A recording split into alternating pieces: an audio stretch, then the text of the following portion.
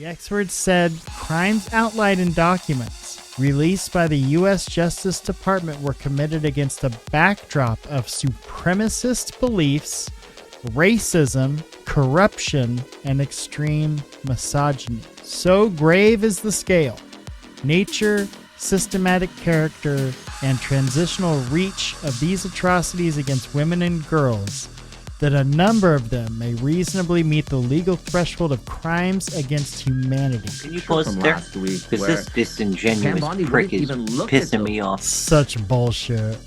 Like, alright, that's to set up the wall of, well, if these people would just come forward, they're being chicken shits and the victims are being pussies and not want to come forward and say this, that, and no. We just proved to your dumb fuck face that they are doing so, and you are ignoring them. What really needs to happen is we need a special counsel. We need a special counsel and special investigation into all of this. Attorney General Pam Bondi says the Justice Department has now released all of the Jeffrey Epstein files, but the disclosure is igniting fresh controversy. Attorney General Pam Bondi announcing in a letter to Congress that all of the Epstein files have been released, claiming they have fulfilled the obligations under the Epstein Transparency Act. Included in the letter is also a list of roughly 300 prominent individuals whose names appear in the Epstein files.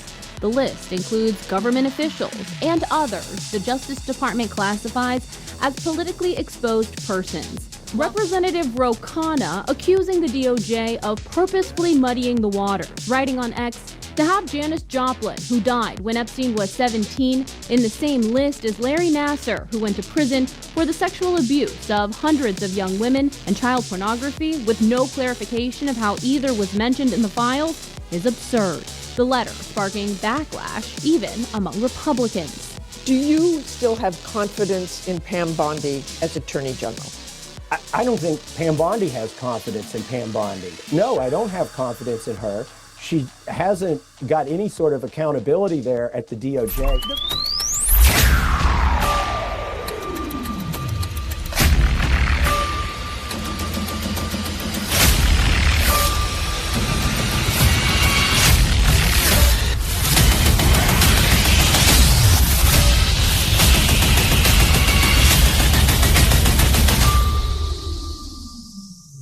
Because I believe you just lied under oath. There is ample evidence in the Epstein file. Don't you ever accuse me of a crime. I believe you just lied under oath, and this is all on videotape. You said there's no evidence of crime. I'm showing you. Here is a witness statement who called into the FBI's Threat Operations Center. He drove Donald Trump around in a limo. He overheard what Donald Trump said to Jeffrey on his cell phone. He was so angry, he was going to stop the limo and hurt Donald Trump. And he met a girl who said she was raped by Donald Trump and Jeffrey Epstein. She later had her head blown off, and officers at the scene said that could not have been suicide. No one at the Department of Justice interviewed this witness. You need to interview this witness immediately. Donald Trump attended various parties with Jeffrey Epstein. I want to know, were there any underage girls at that party or at any party that Trump attended with Jeffrey Epstein?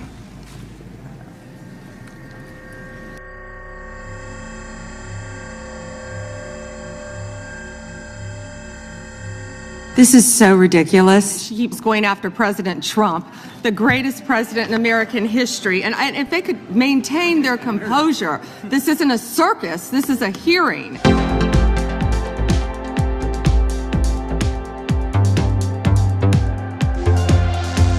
You all the this isn't a circus. Oh, it's a bread and circus. For you all, enjoy your bread, enjoy your horses, enjoy your little miniature elephants. They're 3 feet tall, so they're pretty cool elephants, actually. Man, no matter how many times I watch those highlights, I shiver every time. Yep. Shiver me timbers too, pal. I'm right there with you. Yeah. Where do you find people like that? I guess they're easy to find, right? I guess they just have to be able to be bought. IQ test, bud. IQ test, right? Like, you look at, because this is the government we're talking about. She's doing a government job. I'm pretty sure they look at school records and they're like, this one's pretty dumb. We can get her to say anything, like this one's ripe for the picking, and who knows? When she could be groomed for that position. Merrick Garland. Okay? Like, that's a good question. So good a question. I'm pretty sure Merrick Garland came up with it. You know what I mean? He was like, hey, ask them this. Hey, they can't get me now. I'm fucking already out of there. Merrick Garland. All right? Just Merrick Garland. Oh, boy. So how are we doing tonight, Flak? I'm good. Like, I just want to point out she has a good enough point that, like, these people were all silent about it, at least a good half of them were silent about it, But fucking answer a goddamn question and turn around and say, hey, I'm sorry, guys, for leaking your names and none of the bad guys. Yeah, no, she can't do that. That would be, from a lawyer perspective, maybe that's admitting fault and opening yourself up to like easily losable in court, like liability. But still, like don't be a total scumbag.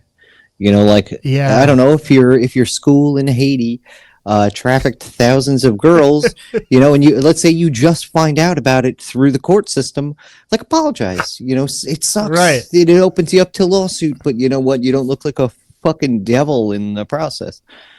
Right. Hint, like Oprah Winfrey, come on, man. You're selling steaks or fake degrees. I mean, sorry, went off on a tangent there. So since this Epstein thing has popped off, what they're chirping about in, the mainstream news is the resignations. I think I speak for a lot of us when I say we don't want to see resignations, we want to see hangings. But I put together a little list here of resignations as of today. Would you like to hear it? Oh yeah, too bad it's not resignating from existence, but okay. I'll take a resignation over a fucking pat on the back and hey, you can still. I was just gonna add in a Lutnick fucking rant there, like how the fuck he is still in office when bringing his kids to the island. But okay. Yeah, well, and what deep breaths, goose fraba. What's crazy is, like, Whoopi Goldberg was on that show that they do on TV. I don't ever watch it, so whatever. But she was on there basically saying, "Oh, look, I was in the Epstein files," and so, but it was for trying to get use of a private airplane for a fundraising effort, some kind of community charity thing. And then one of the other ladies there chimes in and goes, "Yeah, so I mean, like, anybody could be in it. Like, it doesn't mean anything bad, like just because you're in it doesn't mean it's bad," is basically what they were saying. And yeah, but like, it's this is the thing, right? Like, us normal people, we'll go on the touchy subject. Let's see, you have somebody in the family, right, who got any of these charges, right? And you still have to interact with this person during I don't know, Thanksgiving or whatever, and you're told not to go anywhere alone with this person. You advise your kids, if you're old enough to have children in the situation, don't go anywhere alone with this person. Like you'd still do that. To willingly bring your children to a sex offender's fucking deserted island. Like, one thing that I read, and it was like a key point with the Musk thing, was like, ignore the help. The help aren't people on that island. They don't count as people in Jeffrey's eyes. They're invisible to him. And because you need people to run that fucking island. Like, hence, when he, quote unquote, died in jail, there was still an entire staff there running the island, running the salinators, running the this, that, and the other, all the things that would take to run a fucking island. Let alone, like, his mansion in New York had a smaller staff, but a similar staff. His cooks, his assistants, just all the bullshit. His house cleaners. This man had laundromats, like, and I could say this for the island, he had a full fucking laundromat on that island, like, with like 15 washing machines and stuff, and full rooms filled with like all white linens, like, yeah. Well, it's, it's like your place, and then, you gotta have a place to live for all the people that are, taking care of it. So yeah, it's like a little tiny community almost. So I'm describing that because he, like, when Musk was like, I want a party, a wild party, wilder than like usual parties. So like, that's why I'm getting at you. And when Epstein mentioned intimate, he was like, oh man, I don't want to go meeting a bunch of scientists, like on your island. Like, I don't want to go for some bullshit party like that. Like, I want a wild party. And he mentioned St. Bart's. Epstein was like, hey, retard, like, I'm not trying to bring you over for a fundraiser, bozo. Like, intimate means 6 people at most. I don't like a ton of people on my island. But he already has a little town read there between the lines, running it. Yep. So but I only say that because he probably had 30 staff there at any given time. But that doesn't count in his small cadre of people on the island to hang out and party. Like, he ran like a small hotel. And if you look at the other island, that's what it was going to be. The other island had little cabanas all over the place. Right. Now, so you mentioned that they're not like people. They don't consider them like people. So why do you think that's relevant? Do you think we're going to hear more from these folks as time goes on? Maybe, depending upon the timeline of what time they worked, when they worked, what they did. You have to understand, like, most of them are probably under NDAs. This is one of the reasons why, like, people need to start understanding the scope of this entire investigation, right? Like, billionaire, multiple cars, multiple planes, multiple boats, one flight log. That's all we get there is one set of flight logs, multiple planes, so we don't know what happened on those. Multiple islands, multiple mansion residences, like, we're only getting a scattered, like a shotgun bird shot of information. Like here. A puzzle. Just puzzle pieces everywhere. Yeah. So, like, the people who have been at this the longest, my go-to has always been like Ryan Dawson. He's been great. Whitney Webb. A bit later on, I found Whitney Webb stuff. This is like around 2020. But like Sean Atwood as well. These people have all been covering it and doing a pretty damn good job of just pointing out things and letting you assume, right? Letting you come to the conclusions, right? Now we have so many more puzzle pieces filled in that it's way easier to do that today, and try and figure out the scope of where things are and where things are going, and what they did to hide certain activities, the code language, so on and so forth.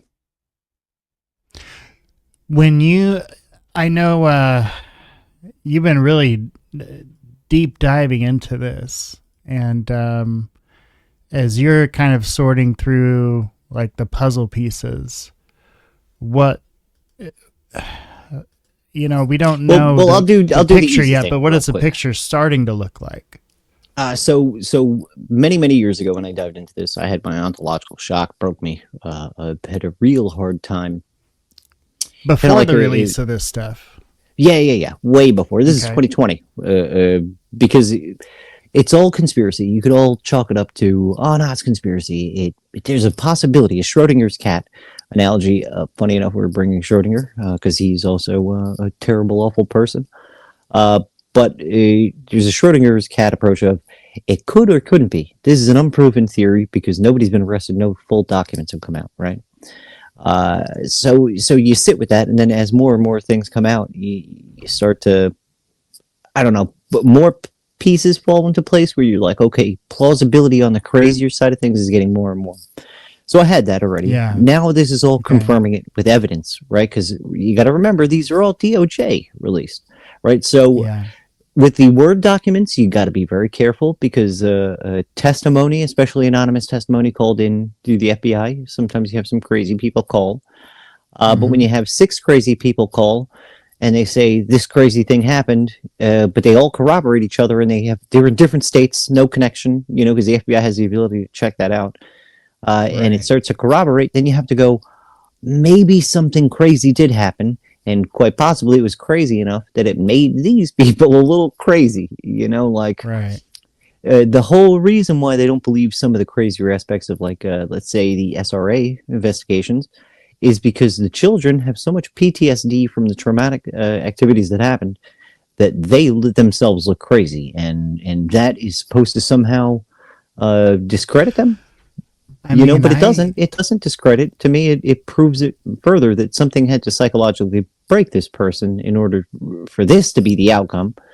Especially if in the Epstein case we have flight logs, we have all the things that should corroborate it. Here's a thing for folks to really consider is that children are very resilient.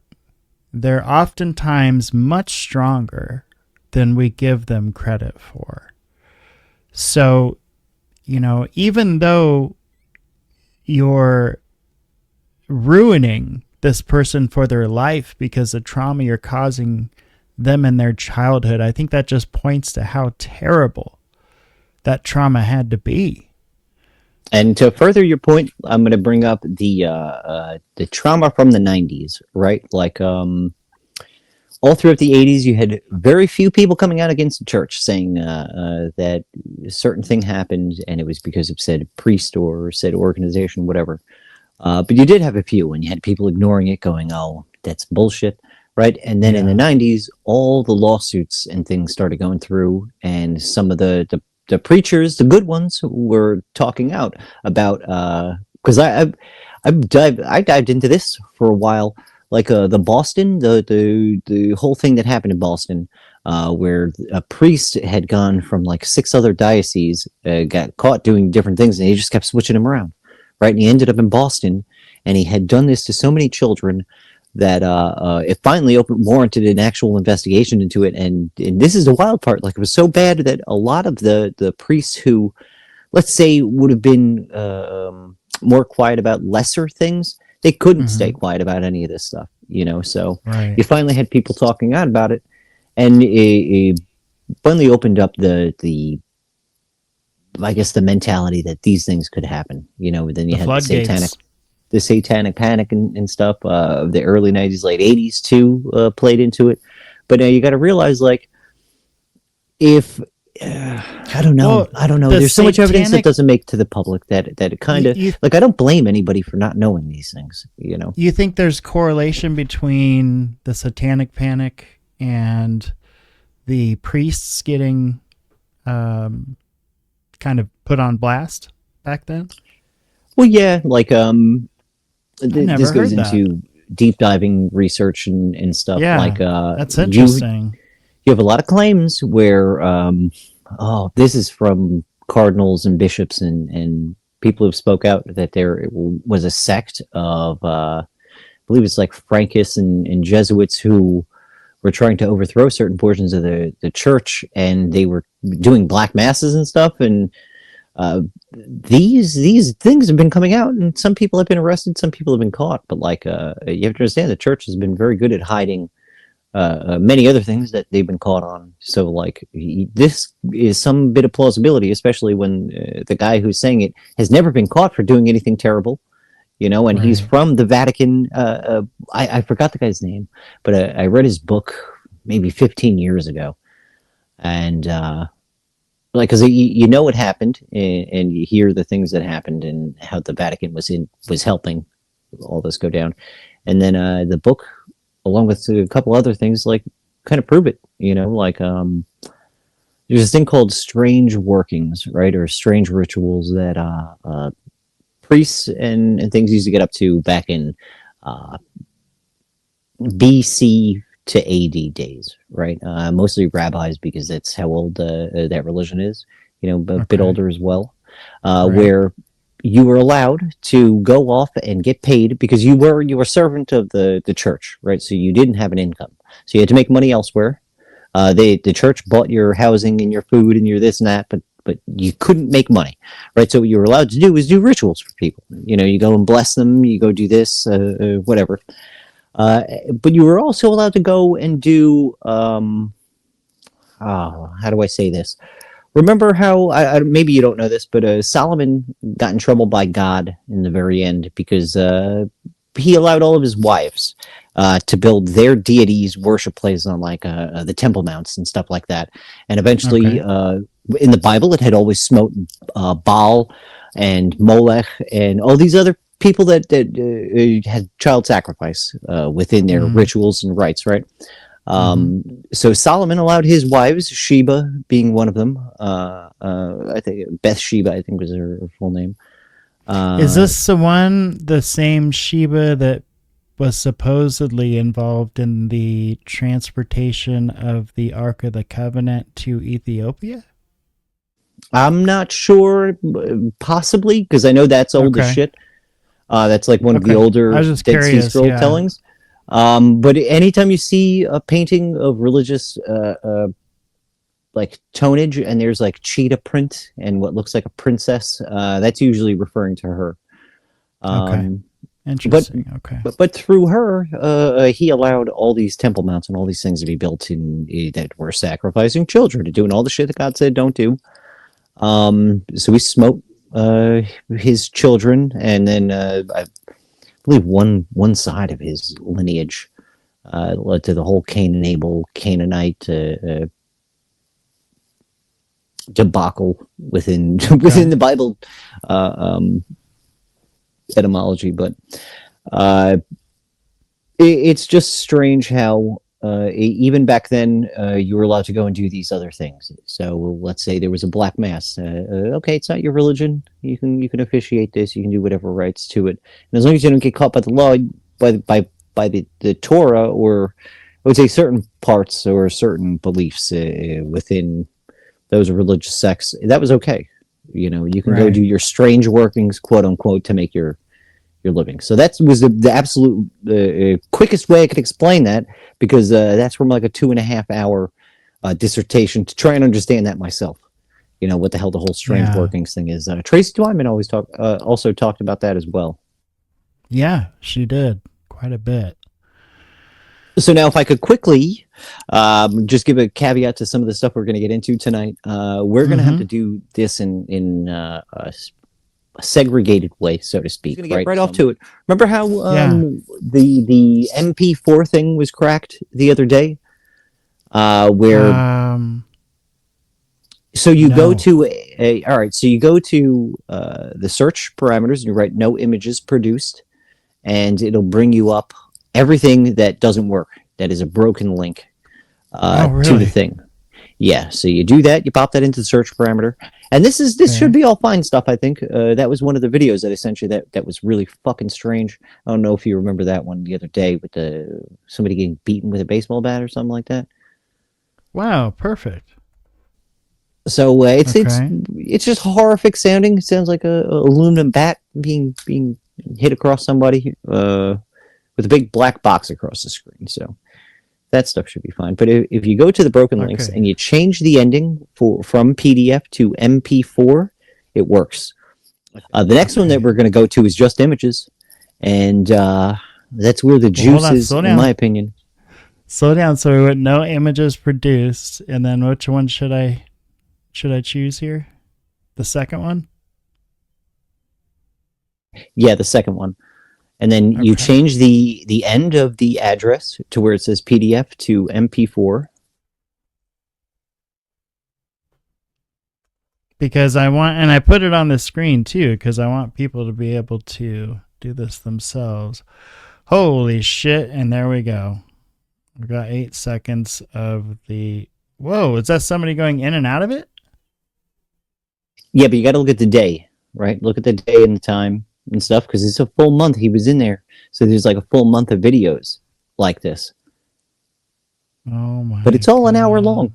Some of them are 20 hours long. You know, like Well, who is this? He had a woman that would clean his cell, or what? He must have not been in his cell at this time, huh? Well, I'm not exactly sure where his cell is, because look, that door they just went in is a whole nother series of cells, right? Like go through, cycle through a couple of these, because this is nothing. You know what I mean? You're just getting.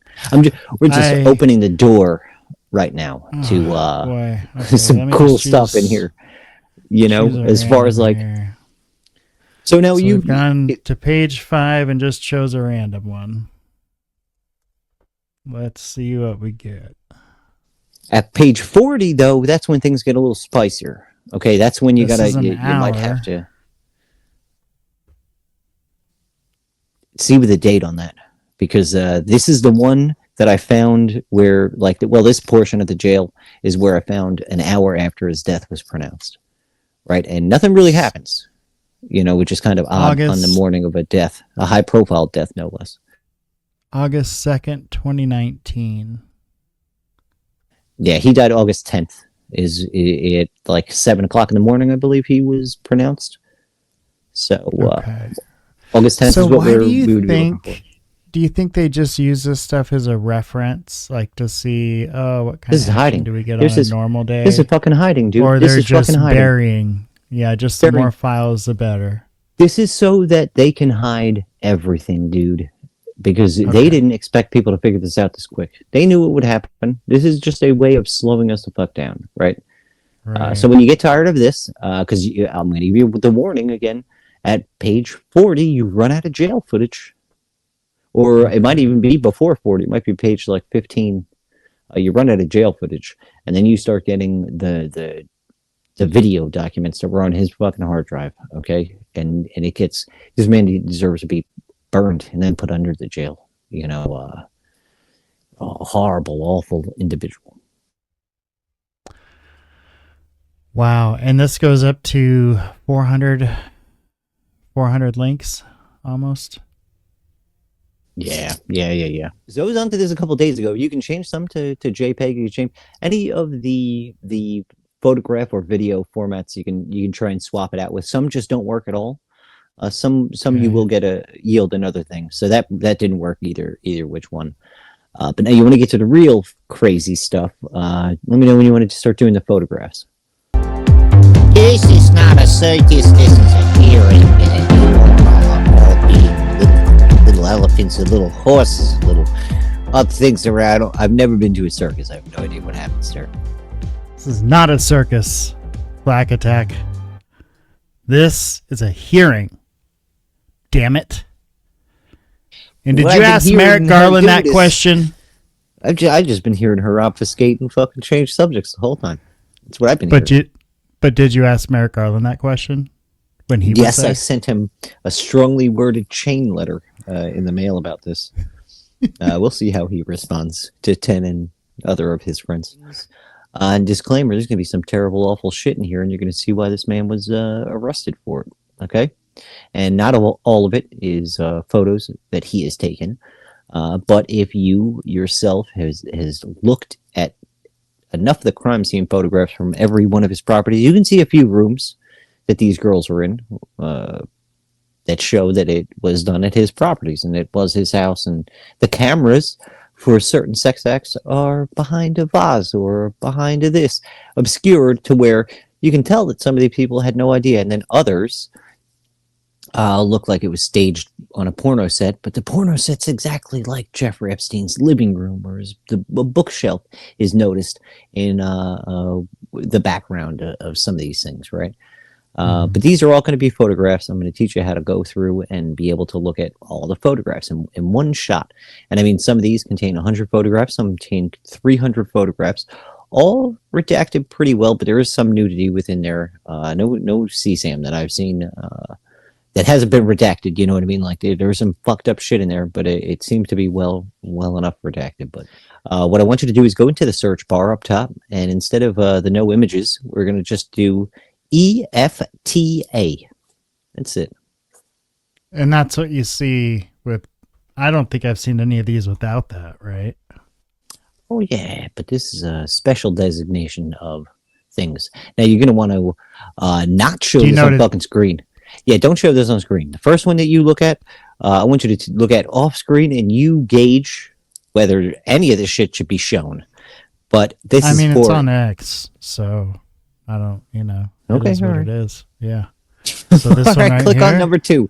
Click on number 2. I think number 1 is data fucking set horrific, 10. so. Oh, that's fantastic. Right. I don't know. Here, this one shows a lot. There we go.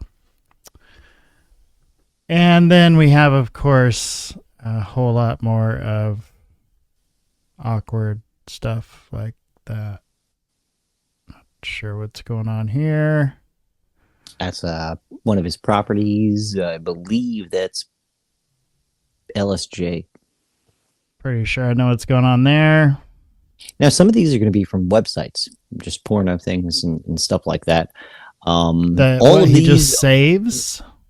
So, well, yeah, I guess like this is what I think he does, right? And you tell me if you notice the same thing, right? So a lot of these.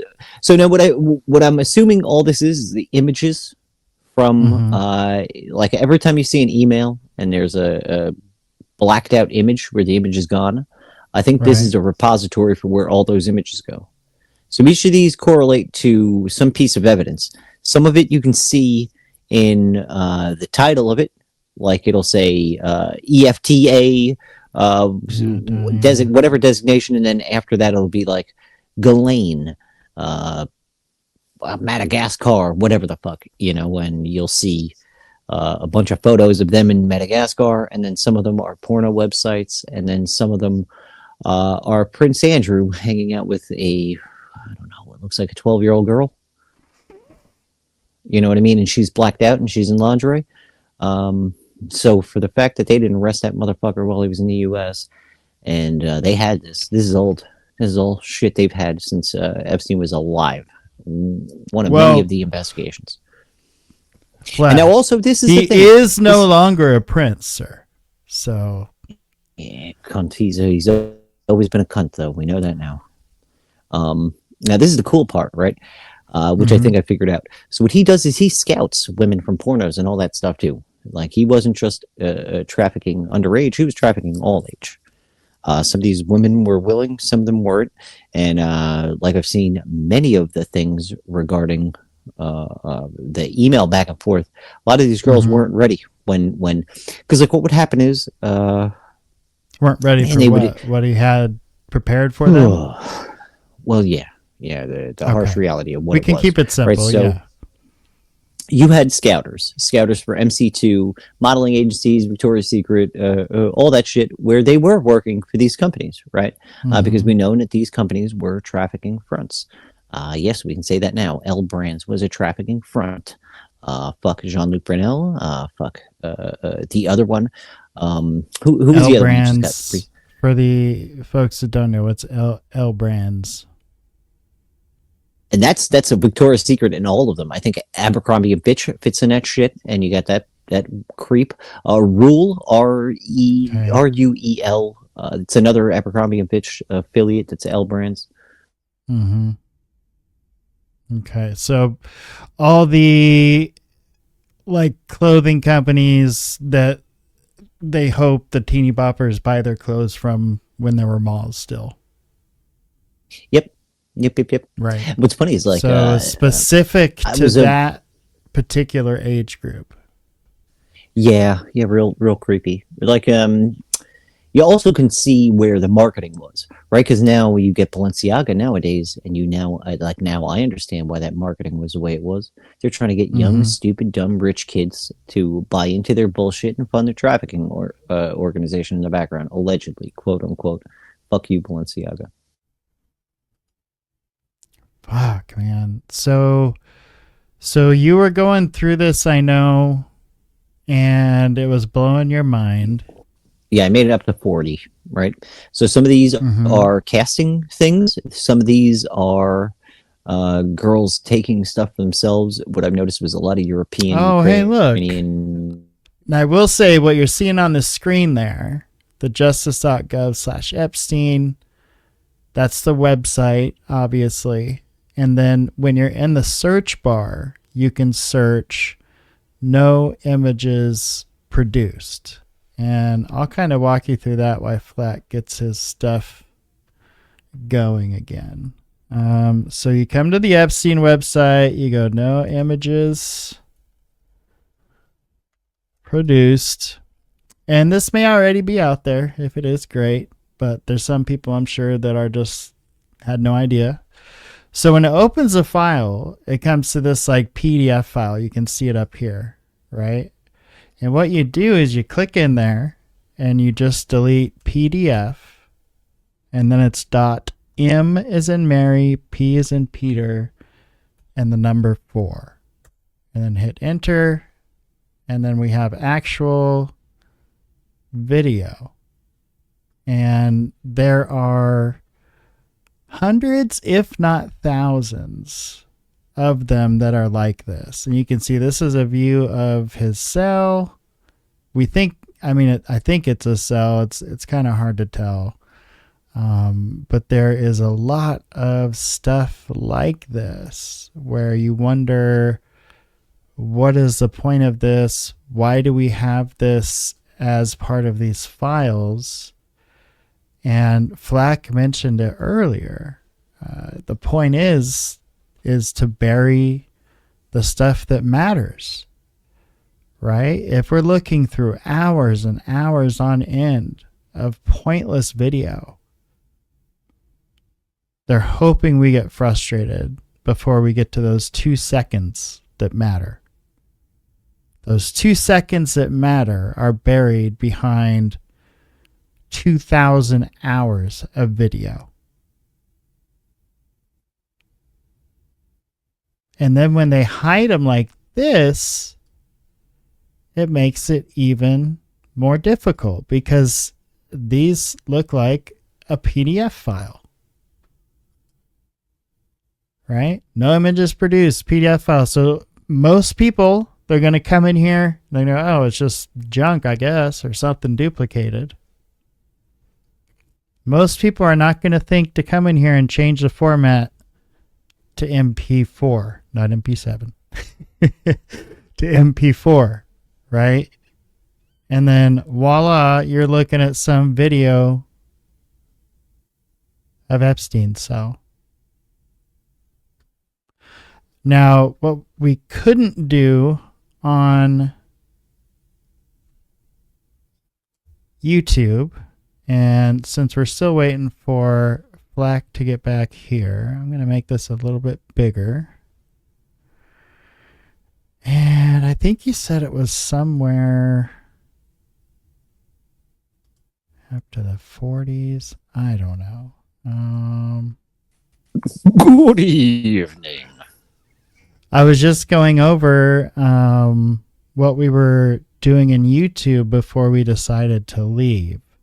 And I was explaining to the folks the trick that you educated me on, gave me an education on, which was coming in here. The file says PDF and then changing it to MP4 and seeing what happens. And as we were going through this, again, this is coming back with all jail cell, jail video type stuff. But I think on YouTube, what you were saying was it's around page 40 that you were on, and that's where things go. Yeah, 40 gets real bad. 40 gets bad. Okay. And I can't, it sucks. You can't just choose the page. So yeah, and on mobile is where I'm doing most of the searching through all this, which the problem is like the page will reset. So I'll get to page 15, like after going through each and every one of them, and then by 15 it'll cycle itself, and then I'll have to start on page 1 again. And so trying to remember exactly where I left off, and then having to relive some of these horrors, it's just been shit. In this day and age, that seems like it's almost intentional. Boom, exactly. I see a lot of these are single images too, so these are single images. Yes. So you can, if you notice, there's like a full paragraph of stuff. Usually that's like 100 to 200 images listed. Good Lord. How many of those have you come across? A lot. A whole lot. It's weird because it comes in spurts. Like you'll see this now, and it's going to be like that for a couple of pages, and then when you get a bit further, you'll notice that it kicks right back up to like huge files. Okay, so here we are on page 40. We're about halfway down. Oh, that was for the images, by the way. This is on, you're searching videos now. MP4 is a video format. So you're going to get single videos. So, folks, we just want to tell you, prepare yourselves. Oh, that was a 3-second video, but obviously someone that's very young, right? I mean, seems young to me. Oh wow, yeah, it starts you all the way over. That is very frustrating. Intentional. Okay. Yes, dude, you're on a computer, so it's easy to backtrack. You know, like. It's so crazy. You come here and you can't just back out of it. It goes all the way back here. That is incredible. And yes, you have to believe in an age where AI can write code and you have government technologists working on this stuff. This also you have to believe this is 100% intentional. Like we were looking at images before, right? Images that all corresponded with the case. Images that were all sent via digital means or were on a hard drive, right? The only way that we could link those back to any emails or whatever specific evidence is by the EFTA designation at the bottom. But now all those are removed out of context and thrown in, like you saw, massive file dumps, right? So what the hell's the point of that? If you're trying to, like, if you want to make sure every investigator that takes a look at this understands the depth immediately, because that's what they do. They have paragraphs in the beginning of every case file that says, this is what's like suspected, this is what's been found so far, this is the list of evidence. Then it goes into the rest of the shit. Sometimes you have dossiers, but it's supposed to go like that, so every investigator that gets that slapped into their lap, they're brought up to speed immediately and quickly. You know, it's also not in depth. It just tells you the breadth of the investigation so far. Okay. Is there a particular file you want to start with as far as examining and researching and talking about what the fuck it could mean? I don't know. I can't really give you that because you're looking at what I'm looking at, right? So I went through everything in a linear fashion, which means everything that it brought up, I went through one by one, and it is so fucked up that you can't make heads or tails of it other than connecting to me what are obvious pieces, right? Like I figured out how he hides his blackmail footage within data dumps. You know, that's what it looks like to me. Unless the government did this, then they're trying to hide blackmail footage under data dumps.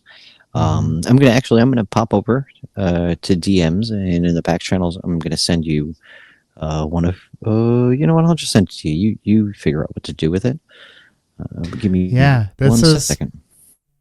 I mean, this is fascinating. These look like some actual photos that, oh god, look like they're from the cellular phone.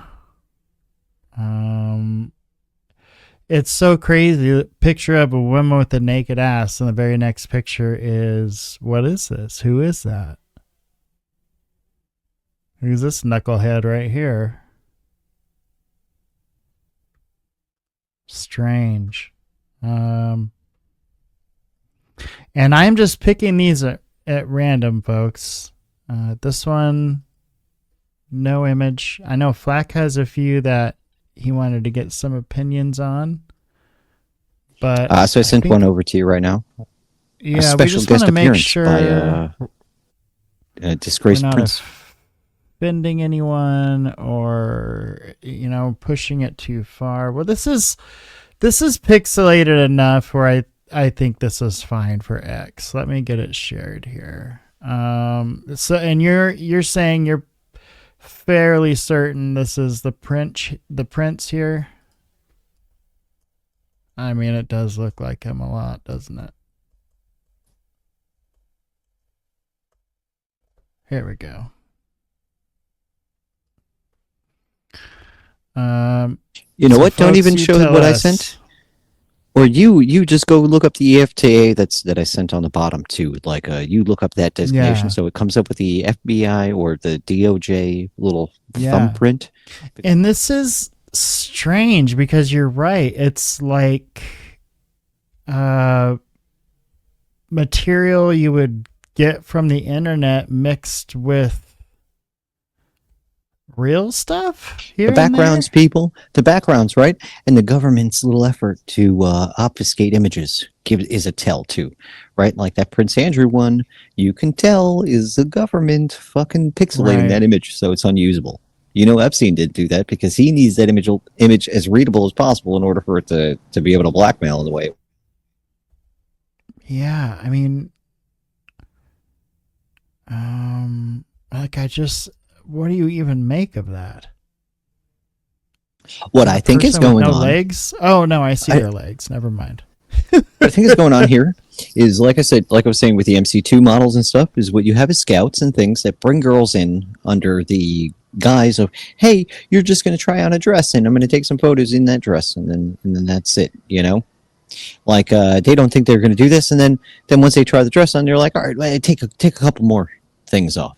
Do a couple of this, do a couple of that. The worst part is, like, Epstein was getting notifications from certain art institutions, right? Like art schools, advising him when live nude drawings and shit were going to be had. Like, this is deep. He had a lot of friends in a lot of places that could give him inside information on, hey, we're going to have a teen beauty pageant at this time. You know, and so what I think a lot of this is, right, is them being able to talk these girls into doing certain things and then sending that fucking image over to Epstein. You know, going like, hey, what do you think about this? Then what I think a lot of this is Epstein going like, hey, I can sell this girl to so-and-so, you know, like via trafficking, you know, like a high-profile pimp to whoever. That, to me, the one that was just on the screen for a second, looked like that was a blackmail photo. Because that guy was in too nice of a fucking suit to ruin it with a normal porno shoot. You know what I mean? That's why they wear dumb pimp costumes and crap. It's tough because I don't want to judge somebody like for what they're into or whatever. But when you start involving children, that's when you've just crossed the line. You've gone way too far.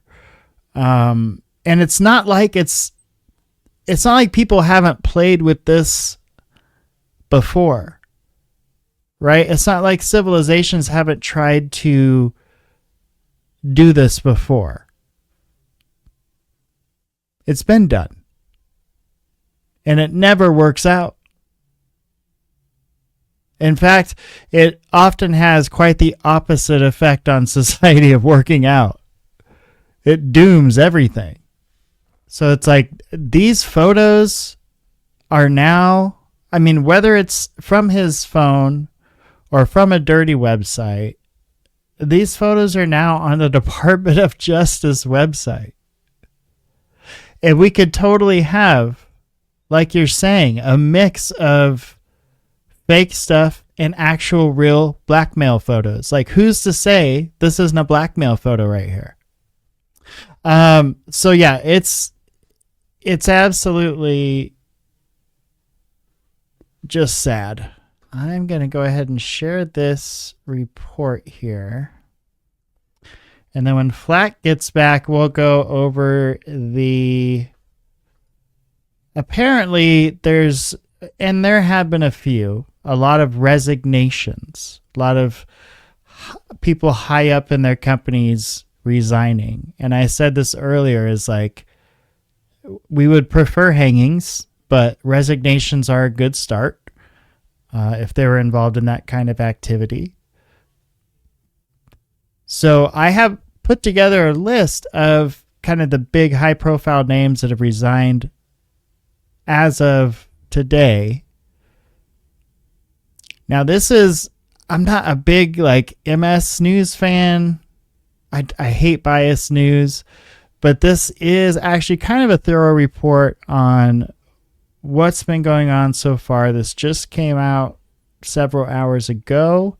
So this is one of the more recent updates on what's going on with the Epstein probe.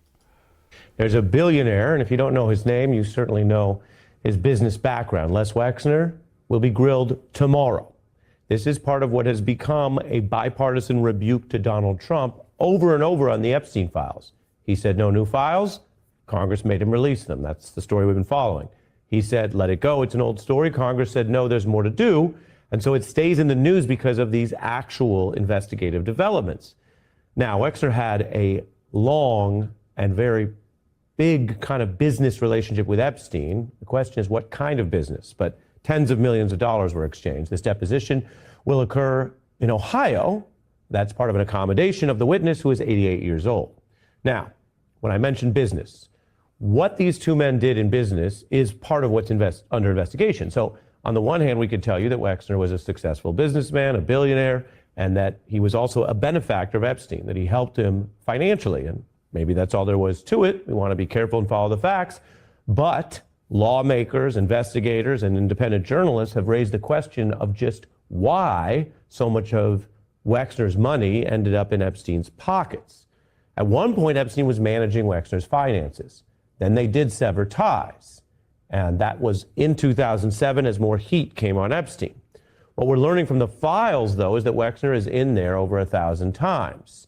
Emails, lawsuits that seem to involve potentially both of them. And the DOJ has even modified some of the redactions to the 2019 FBI file that showed. Now, and Wexler was he the attorney that helped him in Florida? Or am I getting them mixed up? Just Google it, because he was a billionaire, just a billionaire. He had his hands in a lot of different things. Okay. So a billionaire had his hands in lots of different things, including underage girls. I mean, we can just say that now, right? Like it's weird how we've always tried to like not say this stuff. Like, oh, they're going to tank your algorithm and nobody's going to watch your stuff and you're going to get canceled if you say this stuff. Well, how do we not say this stuff now? And I'm quite confident with the help of Al Seckel in 2010, Epstein started that whole brigade of falsely striking your channels and having bot attacks in 2010. Think about that, because Al Seckel, ALSECKLE, that's not Ghislaine Maxwell's. Oh, that's Ghislaine Maxwell's sister's husband. Okay. He's on everything. Al Seckel, that's him, 100%. Any Al Seckel that you see, that's him. That's Ghislaine Maxwell's sister's husband. Okay, he died, her brother-in-law, by falling off a fucking cliff. That's Isabel Maxwell. She worked on Promise Software. She's a big tech side of espionage, I believe, behind the scenes. You know, every time that Promise Software gets mentioned, every time it gets mentioned or it comes up, I think, shit, do I really want to do that? Because there's so many horror stories of independent researchers and legitimate journalists that have gone down that rabbit hole and ended up, you know, one of them dead, others discredited and harassed. The amount of connections there, you see this Epstein stuff and it's almost familiar, right? You see he's connected to everything. It's like that Promise Software octopus where there's just so many of these powerful folks interconnected doing different business and personal deals. It's like people like to to attribute, and this might be where I get canceled by the conspiracy community. I'm going to be controversial here and say, right? Dude, you are rugging so hard. He's like, I'm going to be controversial. Can you hear me? And his mic stops working. Oh, there he is. Now I can hear you. Yellow. You're now so you're controversial take is he wasn't. Yes. He wasn't only Mossad. Okay, he was everything under the sun that he could sell his information and his compromat to in order to save his own ass. That's my opinion. There's such thing as double and triple agents. Maxwell, the big Papa Maxwell, I believe that he was a triple agent as well. He would sell his compromat to everywhere, but he sold most of it to Israel. So I don't know. We have that. So you think he was Mossad plus? It's like he was giving his compromat out. Okay, so just to whoever. What was the price? Just money? Money, power, and influence. I thought it was interesting the email that came in that told him, Jeffrey, if you wanted to fly under the radar, maybe you should have bought a 2-bedroom apartment instead of the biggest home in New York City. And he wasn't under the radar, right? Right. I think he was just under the veil of money. So you had to be of a certain access to even know who the fuck this guy was behind the scenes, right? Like aside from the news and him getting arrested and stuff, you were tested before, like notice how Ghislaine's in a lot of these photos with people where Epstein's not. Yeah. She's like feeling them out and I guess figuring out where they can go. Because remember, you don't only have to be into children is my take on this. You could be into just normal of age women who are being sent from Ukraine and things to where that's still illegal, very illegal, very, very chargeable trafficking. Offense. Yeah. So he could totally be doing all that, and that's where he's getting most of his compromat from. Because a lot of the girls in this look like maybe mid-20s from Eastern Europe. Like when you see the images of, because like you're going to notice in the thing, it's all these girls telling him, hey, the new apartment looks great. Hey, I'm getting this done. Hey, I'm ordering this for the apartment. Hey, I'm doing this. Then you look at the things and it's all girls in empty fucking apartments with nothing on the wall, But you will see a European outlet or a European light switch or something. And then you'll also notice some of these photographs are taken from a vantage where it could be a hidden camera, where these girls are, yes, they know the camera's there and they're trying to like show off for this camera, but it's also in a perfect place where, let's say they get a politician in the room, they're not going to notice it, especially if they're drunk. Wow. So this was, an operation, and it served many purposes. Got him plugged in, got him compromising information that could help him financially or through intelligence. If anyone can refute any of the things that I'm saying, just be prepared to do the same research I've done, right? Like, just go out there. You look at let me ask you this. What is your evidence that he worked for Mossad? His proximity, the people that he's talking to, right? Okay. Ehud Barak, Bibi Netanyahu is mentioned in some of these. There's a lot of high-profile people that he's sending information to, right? Not only is he sending information... Are they sending it back? They're sending more back. They're sending him wartime information in Saudi Arabia and things like that. Bibi sent that shit to Epstein? Maybe not Bibi, because Bibi wasn't in it. It's Ehud Barak who's sending him shit. And then you have other people, other businessmen who are in Dubai and things that have... you have to understand, with war comes information, right? And now most of these companies are international and multinational. So you'll have, let's say, we'll go back to World War II. Let's say Coca-Cola has plants all over the world.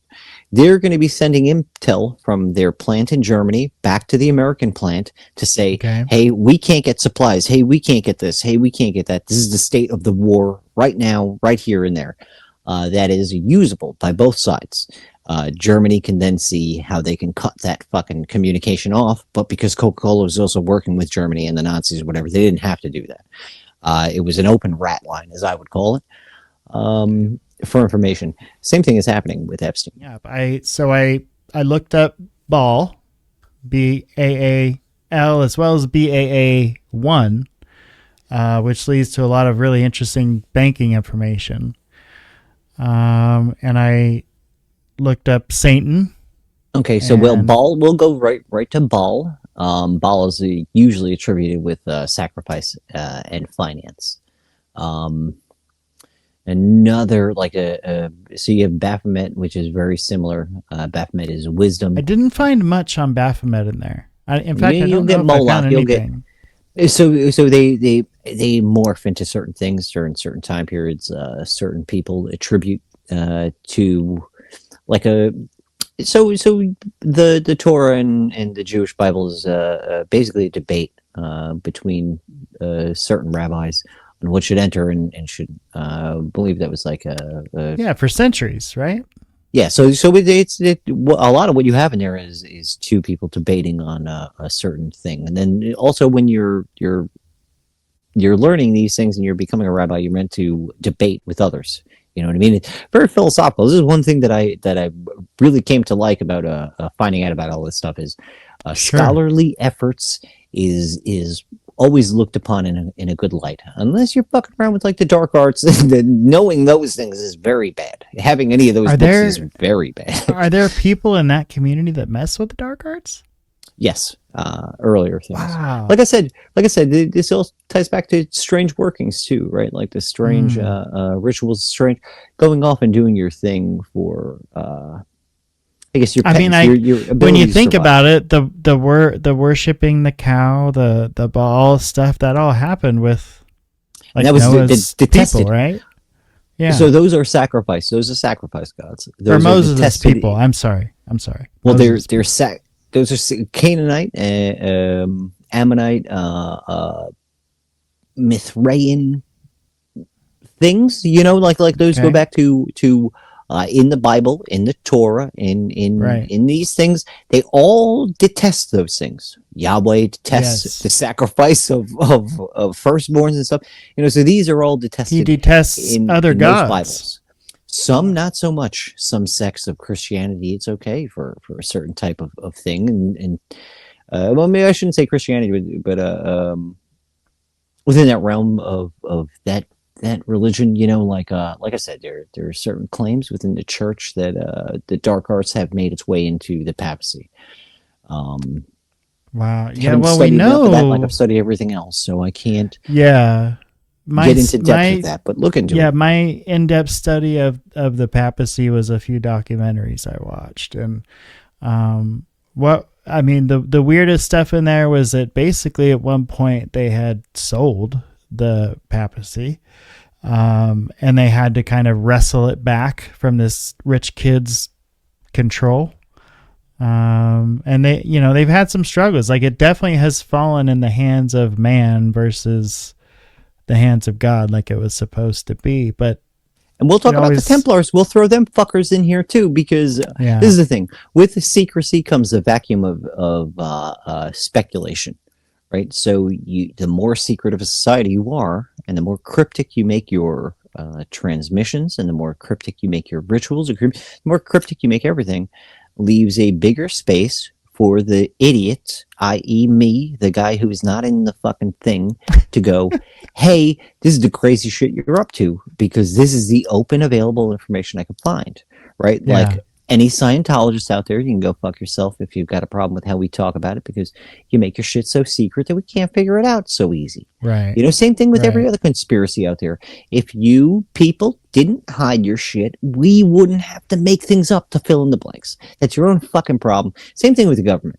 Like, if you didn't want us morons, i.e. me not in the government, i.e. you not in the government, if you didn't want us filling in so many fucking blanks, you pricks, stop leaving so many there. Same thing with the Epstein shit. Oh, you don't want us talking about the fucking thing? Set us straight. But don't set us straight in a retarded way that we've got to fill all the blanks in. You know, like I'm tired of being lambasted because I'm a fucking layman and I don't know the secret society bullshit. But you guys are secret? Yeah, you're fucking secret. Shut the fuck up. Don't be secret if you don't want fancy fucking things. Well, now hold on now. Now I do agree with you with a lot of that, but I also believe there are reasons for secret societies. Like the reason this country was founded was because of a secret society. I'm going to say bullshit for the one simple reason of that's how dark things happen, right? Big black Whoa. evil satanic. Check this out, right? Because I'm gonna tie it in right now to our government. Big black deep satanic Baal worshipping black budget projects that are charging our Pentagon $1,700 for a wrench. You know, those Satanist pricks, right? Because they're so secret. It's a black budget. What does black mean, right? And I don't mean the color for people. I mean the color for religion. The black arts are evil, and they chose the term black budget because they, in turn, are evil, right? Well, I know I'm making crazy statements. I think yes, you are. Point. I would say if it's a government secret organization, that's a fucking problem. Absolutely. Right, but it's also because I'm new to this idea of fuck everything, right? Like I was a poser with the whole when I was 17. I thought nihilism was fucking cool. I was a poser then because now nihilism, I'm a nihilist. Meaning like you just don't give a fuck about any of it. Yeah, none of that 964 creepy nihilism that they've obfuscated into. But is that what they say they are? Yeah, like I'm talking about the old cool Big Lebowski nihilists, where you just don't fucking care. We don't care about anything, Lebowski. We want the money, you know. Like we quit Buffy Johnson. Fucking nihilism, man, dude. It's been obfuscated so far away. It's just the inverse of existentialism. That's all it is. Yin yang. You can't have existentialism without nihilism. So the fact that it's been obfuscated and it's been turned into, like, if you're a nihilist, you won't kill. You can't kill. It's the same thing with Christianity. If you're a Christian, you can't kill. It's in same your fucking thing with doctrine. like a Tibetan monk or a true anarchist. Tibetan monk might have a different take on that. You know what I mean? Like you were talking about ancient Oriental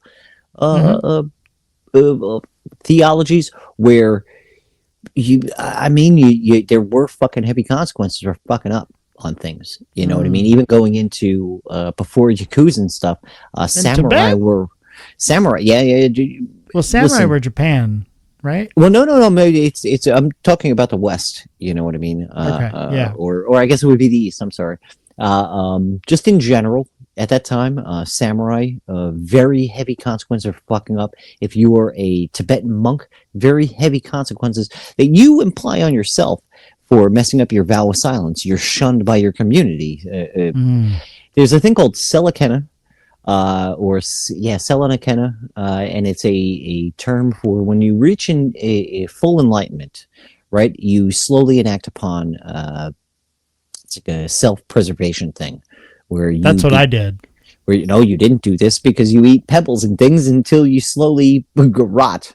Right, but what you're doing is you're mummifying yourself while you're alive with certain herbs and spices and things, right? But you're also eating stones to fill your stomach, and you don't shit these stones out; they stay in your gut. Yeah, this is wild. This is probably a 3,000-year-old tradition. And once you finally have eaten the last stone and you're like you can't walk around anymore. You know what I mean? You're full of rocks. 10 years. Yes, 10 years long, usually. You suck on the rocks and you swallow the rocks. You get whatever minerals out that you can. You said this is in Tibet? Yes, I believe it's a Tibetan old tradition known as Selenakena. Wow, man, that's crazy. But they probably stopped doing that after a generation or two, right? No, they might still do it. There's portions that are cut off. That was maybe not so a great idea. I think it's a little drastic. Me as a nihilist, I think it's a little drastic. Old school now. It's a little intense. I remember checking out the Bhagavad Gita, and one of the most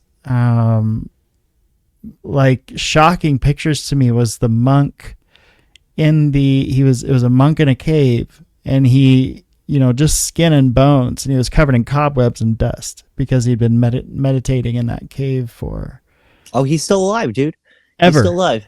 He's still alive by their standards. He probably is. He reached enlightenment, and he is in an eternal state of infinity, right? So he is no longer here. He's no longer there. He's in between, right? He's all in all places at all times. The coolest part is right before you get to there, if we can cut into like Shaolin, Wu-Tang lore, you have the 36 chambers, right? You have 35, and the 36th chamber is mental. That's when you can fucking move shit with your mind, and you've mastered every single realm. Fire starter. Yeah, boom, dude. Right, and then 37th chamber is cobwebs in a cave. So yeah, you want to ride that line. You don't want to. I don't know. As a layman, like I said, I'm not. Well, if you're on the mission, you do want that, right? You do want ultimate enlightenment. And I said, that's great. I'm just far too much of a simpleton. I'm an American. I'm a family man. All that stuff is just you gotta make maybe another life. If you become the Dalai Lama, you then got to make out with children. I think we saw the video of that. That's fucking real weird. The tongue sucking? What the I'm fuck, good. I'm good on that whole fucking thing, dude. Yeah, what was that about? It's weird. Creepy. Did he ever provide an explanation for that? It's tradition, dude. Shut the fuck up. It's tradition. It's tradition to suck on a kid's tongue? Yep. No, it's not. That's what he said. No, I don't know. I've never seen it written in a book, but that's what he said. He was like, "That's tradition. You're racist." As of last week, racist, fucking lunatic, dude. That kid was like 5 years old, man. What the fuck are you doing? Oh dude, my god! And that kid was like, So Wexner, I don't think I brushed his teeth every fucking day. You know what I mean? Like that kid didn't need that horror in his fucking life. I'm gonna have a cry real quick. Yeah, gingivitis. The pebbles, think of all the pebbles that asshole ate. Oh god! It's a kiss and a rock. Fuck that guy. I mean, unsanitary to do that.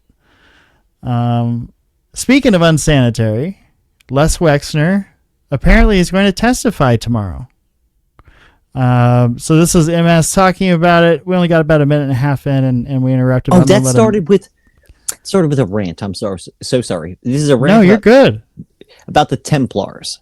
Yes. Okay, I need everybody who has ever heard the term Templar to forget what you've learned, right?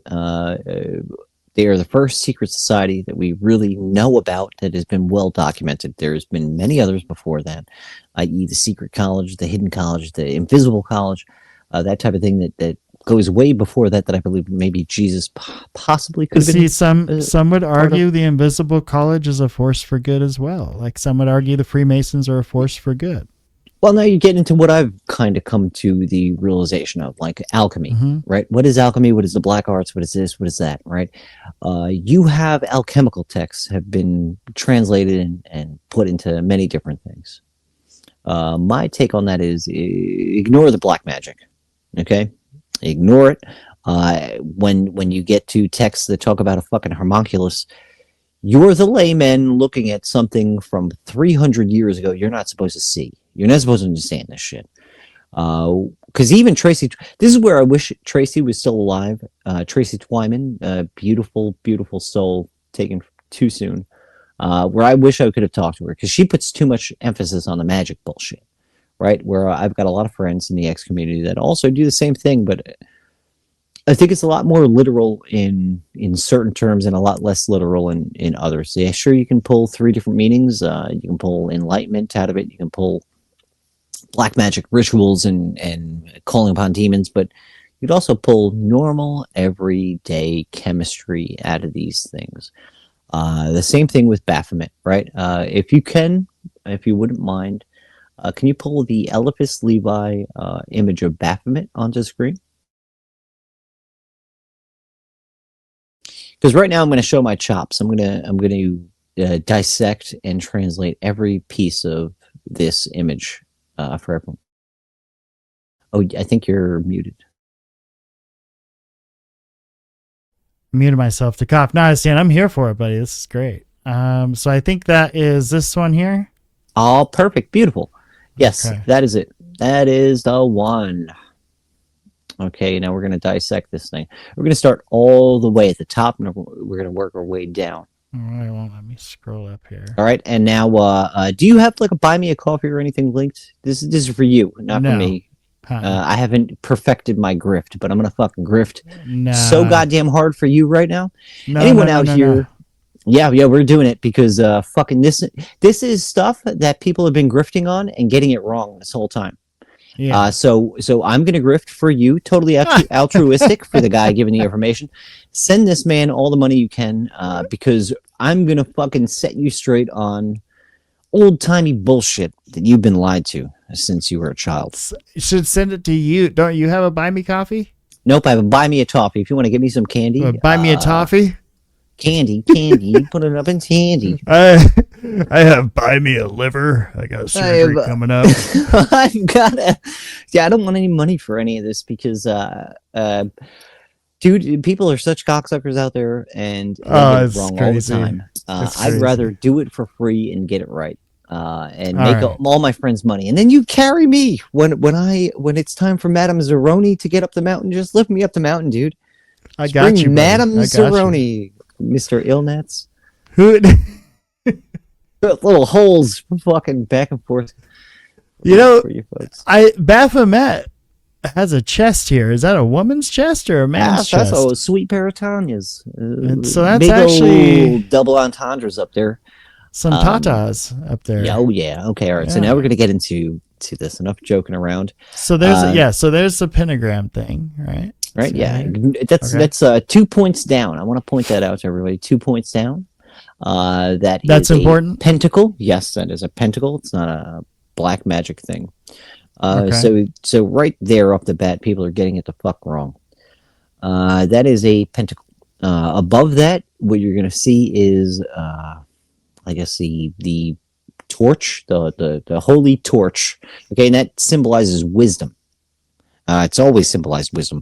When you see the Sacred Heart, I don't know if you can pull that up real quick. Type H2O Go Sacred Heart. And that's H2O is one of my favorite bands ever. They're a punk rock band, post-hardcore kind of. You're going to see the Sacred Heart on the Thicker Than Water album cover. Oh sure, yeah, looks familiar. H2O Thicker Than Water. This thing here. There you go. That's called the Sacred Heart, and what you see above there is wisdom. That's in most religious texts that's considered wisdom. The holy flame. That's also what I believe in the Olympics the torch is supposed to represent. Occultic, way back, 2,000, 3,000 years, possibly. Because remember, the Olympics are old Roman games. It started in the Colosseum. Okay. Now we go back to Baphomet. All right, now you're going to see a moon. Okay? You get, well, that's actually supposed to be the sun because it's white, right? And that's... it symbolizes the father, right? A paternus in Latin, I believe. Maternus is the mom, maternal, paternal. Yeah, right. So now I want you to scroll to the very bottom, and you're going to see a black one, and that's supposed to symbolize the moon. That's maternus. Oh, I see. So we got So we So now got you dad, and then we got mom. Yeah. Now that symbolizes both sets of things for alchemy, because you have two within the light, two within the dark. Now that just means acid and bacid, right? Base materials and acidic materials, alkaline content, so on and so forth. This has to do with chemistry. It's all fucking chemistry. You bozos, stop attributing silly nonsense to this shit. As above, so below. Inverse, outverse, certain things done, if you do it in the opposite way, you get the opposite effect, right? Well, when chemistry was being discovered back then, it must have felt like magic, right? I mean, but no. It's still technology, right? So we have to understand why is it looked at in that way. Because wizards. Oh, wizards, right? Yeah, perfect. Oh, I love that you said that. Because the grift, right? Like because the grift. But now, who would benefit besides the wizard from the grift? The people in power. King and queen, you're a fucking genius. We've never had this conversation before. We've never done this before. We've never had this conversation. You're a genius. You figured this out before I did. Right. So now the king and queen. Has a king and queen ever had their own spiritual advisor? And I'm using that term very pointedly because even Trump today has a fucking spiritual advisor, as weird as that is. Yeah. I was gonna say all the time. I mean, okay, who is the most famous? And now this you might not get right off the bat, but who is the most famous under? I'll even give it to you. Elizabethan magic. Who invented that? You can Google that if you want. Oh God. Let's see. I will have to Google that.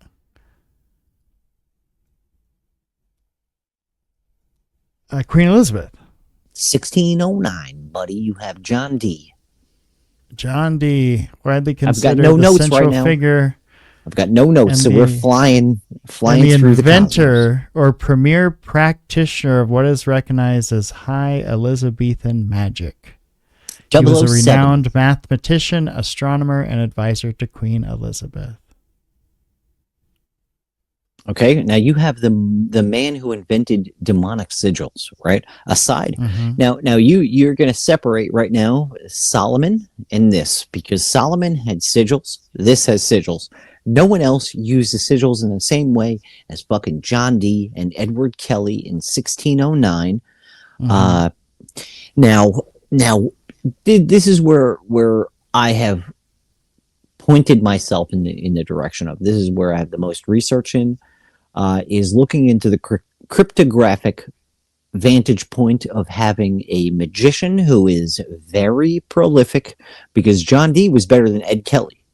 Right. Ed Kelly was his underneath and kind of ran with everything after John Dee died and kind of took everything into demon. So John Dee said, do things with caution. Edward Kelly, no caution. So that's the separation between the two. And that's like written down. This is no cultic shit. Edward Kelly would do like, so I'm sorry if I'm bouncing back and forth, but this goes back to Solomon. I love it, man. Yeah. Right. So Solomon was said to be a king who favored God enough to where he said, what one thing would you like me to do for you? Would you like power? Would you like money? Would you like women? Would you like this? Would you like that? And he goes, I would like none of those things. All I ask is for knowledge. I just want to know. Right now, that's the first difference between Adam and Eve and the Catholicism that we know today, where it's knowledge is a bad thing. In this story, God favors him so much that he goes, all you ask is knowledge, you don't want money? And he goes, no, I don't want money. With knowledge comes money, with this comes that. He's like, I'm okay with knowledge. So he goes, okay, I'll give you the knowing of heaven and the knowing of earth. You know, so he says, I'll give you these things, right? And with this, he gives him a few sigils, which apparently is one of the rings that Solomon is able to control demons, control angels, speak to angels, speak to demons, do all sorts of shit. Long story short, like now this is where you have Asmodeus. You have like some real dark things in the Bible start coming into light here. A lot of things in the Bible that they say, if they were left in the Bible. Well, these are the things that are left. We'll cover. Because, there's some weird shit in there in that Old Testament for sure. Moloch is mentioned in the Bible. It says same thing with Baal. Those who sacrifice and pray in the name of Molech are banished. You know, that's not a exact reference, but that's what it says. Do not do the shit for Baal and Moloch. It's a human sacrifice. You put like a Baal and Moloch, Mithras, things like that. So this is Mithraean. Baphomet is Mithraean. It's supposed to be it goes back to the Orphic egg Zoroastrianism. The both maternal and paternal in the same thing. So the great hermaphrodite. That's why you have this big goat man thing with a caduceus that's shaped in the form of a penis coming out of his robe, with also rack on him. Sweet bodacious bosoms. Oh, swinging around. It's because it's androgynous. Like I said, above so below. Well, it's not really so below. You have boobies above and you have penis below. That's not so above, so below. Should be curtain mattress and drapes there, but this is old-timey theosophical shit. This is also supposed to be the antithesis of the mother being the birth of the child. This is the birth from a rock. From stone comes humanity, which is the... Like, this is where you get into Gnosticism, right? And where the Templars started to touch on, where you blasphemize the cross in order for acceptance into Templars, right? You also have... Allegedly. Allegedly. I'm not even going to say fuck that. Not allegedly. We don't do. There's no way we could possibly know about. Nah, fuck those guys. Because you know what? Within their doctrine, it was written. Like, this is my thing. Like, to whoever, which, what, besides child rape, right? Like, if you are a man who likes a man of the same age, fucking cool. I don't care. Sure. Right. Yeah. But how the Templars set things up, similar to priesthood, was knowing a woman is bad. Don't know the woman. Don't know the woman. You're a crusader. You have this. You have that. You don't need a woman. Similar to priesthood, right? Here I go again. Right. But now, if you cast that aside, right, and you have your manly urges, right? Originally, it was written: if you know a woman, you do not let your brothers know you know the woman. You keep that quiet. Right, it's secret. Not let the brothers know you know. Okay. All right. So if you have a wife, you go on a crusade, you leave and you sleep with. Let's say you do the raping on the crusade, because this is old timey days when the raping is normal at this point. So the barbarians come in, they do the killing, the raping, the setting straight of the society. They just fucking collapse. I don't agree with this, folks. I'm a nihilist. I don't believe in the raping. I don't believe in getting raped. I think both are bad. I think they're both doing both bad. That's a yes. You know, if anything, I'm going to sit in a corner and shake in a fetal position. That's a nihilist. The real nihilist position is nothing happens for a reason, so therefore contributing to the nothing is fucking pointless. So I just want to say that. We're just going on obvious, old-timey bullshit. Same thing. The last decapitation of France, I believe, was in the 1800s. If we want to act like hanging society and public decapitations and things are far without our reach, we were doing public executions of people in the 70s with lethal injections to be televised in certain arenas. So we're not. I mean, there's Middle Eastern countries that still do it. You know. Oh, Sultan Ben Sholaman, whatever the fuck this recent guy's name is in the Epstein files, is a part of that. He's not in trouble. He's not being arrested. I don't think, unless I'm not held up to that. I'm not up to date on that one. But he's resigned. But for aiding and abetting and the payment of the torture that happened to the person that he was referring to in the fucking emails, he's not being held account. You know, and that's because it's a different place. It's not the U.S. You know, it's just only being discussed in the U.S. So we are jumping around. Let's wrap up Baphomet here. So we've got all right. So just the Templars. Basically, it's a big sign for alchemy. Yes, this goes back to Templars. The only reason why I'm mentioning Templars is because they were one of the accusations to Templars is they worshipped this entity. Okay. Okay. So now I'm going to dissect this entity fully for what this image is in 1600s, because that's when Eliphas Levi came up with this image. And is this well after the Templars? The Baal or Baphomet? Or this is Baphomet. Okay. Which is confused with Baal sometimes, but Baphomet, because this is my thing. Baphomet is the alchemist, right? Right. So anybody who prays to this thing is praying to the, like, okay, you know what? We'll go back to Mr. Baphomet, but he has dissolve and solve on his arms. That means to dissolve a thing down to its baser element, and then to resolve it into the newer, fine structure of what it is. Let me add that back here. Okay, so we're talking about. It's written on its forearms. Yeah, look at the forearm. And that doesn't say Coachella. Coagulate, Coachella. Coagulate, you know what coagulate means. You know what it means? It means to reconstitute. Salve means to dissolve. Okay, right. Okay. So now why does he have a shield and sword with snakes point not of a that is shield? ding dong. No. Not a shield, and it's a caduceus. Look up the term caduceus. Oh, duh. It's a caduceus, dumbass. You silly goose. Just tell me what's a caduceus. I can't even spell You silly caduceus. caduceus. It's that's on the medical thing. That's on look up Blue Cross Blue Oh, Shield. here we go. An ancient symbol featuring a winged staff entwined by two saints. Oh, right, the medical thing, the hospital thing. Yep. Yeah. Oh, okay. wow. Really weird. The medical industry is using a satanic Baphomet fucking thing, right? And it's because it's not super satanic. It's not totally weird? satanic. It's been obfuscated and turned into that. Well, you know what it is? It's not the medical, it's not the healthcare company, it's the insurance companies that are using that. Oh, touche. Mm-hmm. Oh, but you know what? I think I have seen that on like ambulances and shit, like in the little It's shield. on fucking everything. It's on everything. Yeah. This is where it was made popular. This image right here, which is kind of fucked, that it's gone from this. So somebody saw this and they were like, "We should put that on an ambulance." This is the newer represent. All right, how we work things today. What do you do?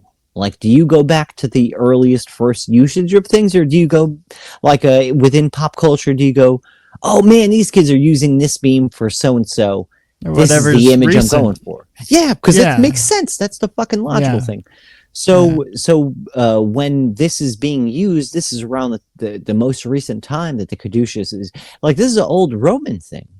You know, like old roads lead back to Rome. That is very fucking true. You have Caesar, you have Maximilian Aurelius. You have who else was the other one?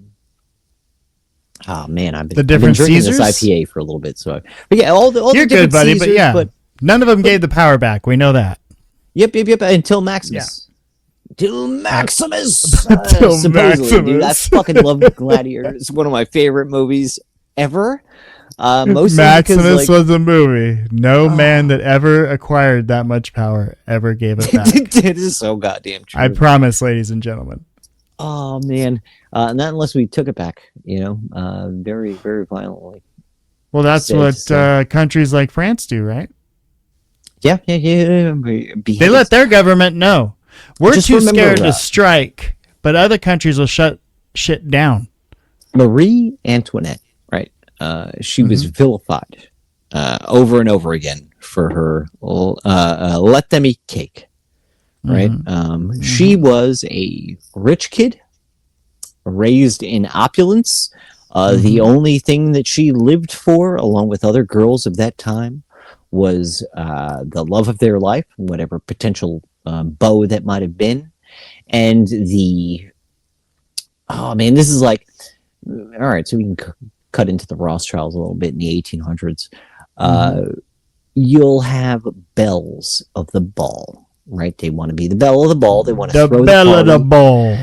She's the belle of the ball. You have that, right? That trope, but it's very true. You want to be the socialite. You want to throw the party. You want to be known for that, right? Because that's the other half. The husband does the politics. Well, the wife. Who does? That's the wife. princess. The wife of these queen. wealthy and princes Yes. and shit like that. Okay. Very much so, because you still have that up until the Rothschilds, where what's the funniest fucking thing in the world to me is, right, like especially when hashing this shit out with Chat GPT and any of the LLMs, AI systems, right, to say the Rothschilds totally cool in their book, even though I believe it was like 1815 to 1820, one of the richest, the one that had the biggest amount of money, wrote in a will that bloodline only for males. If you're a female, you had to marry an uncle, a cousin, someone within the bloodline in order to keep the money in the bloodline so that marriages and divorces don't dilute the wealth. They would have to marry a first cousin, second cousin, whatever.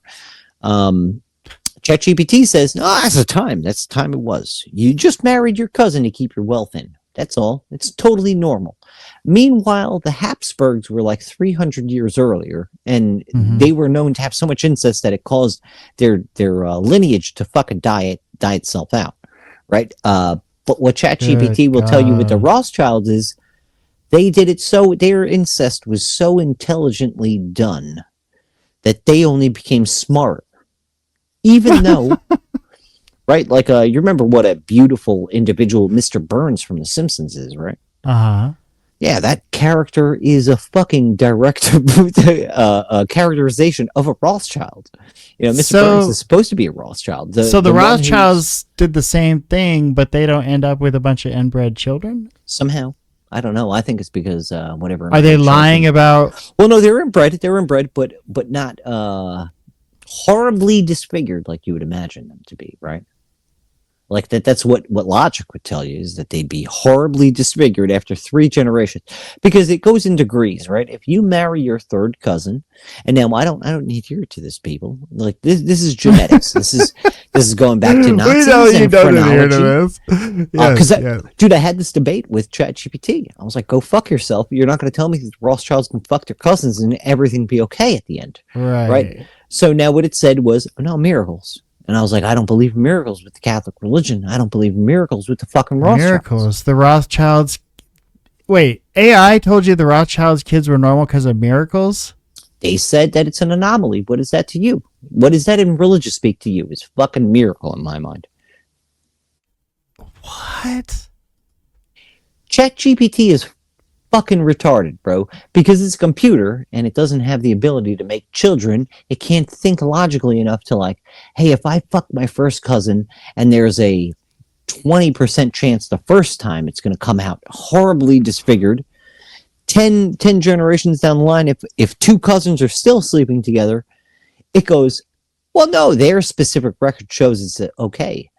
I think what they did was, like, do you remember the old trope of the I don't know, the fucked up looking cousin living in the attic in a chain? I mean, there was a Simpsons, like the evil Bart. Bart had a twin that was locked up in the attic. Under the stairs or something? Boom.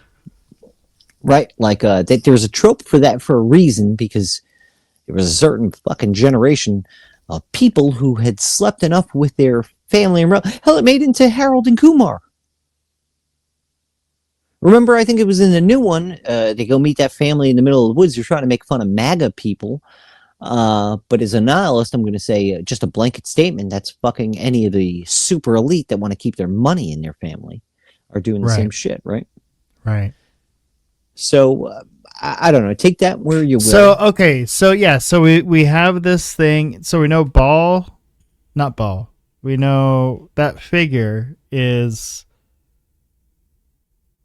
Oh yeah, rain me back. Alchemy is alchemy is well. That's one of its. That's one of its. It's all right. So you have to understand.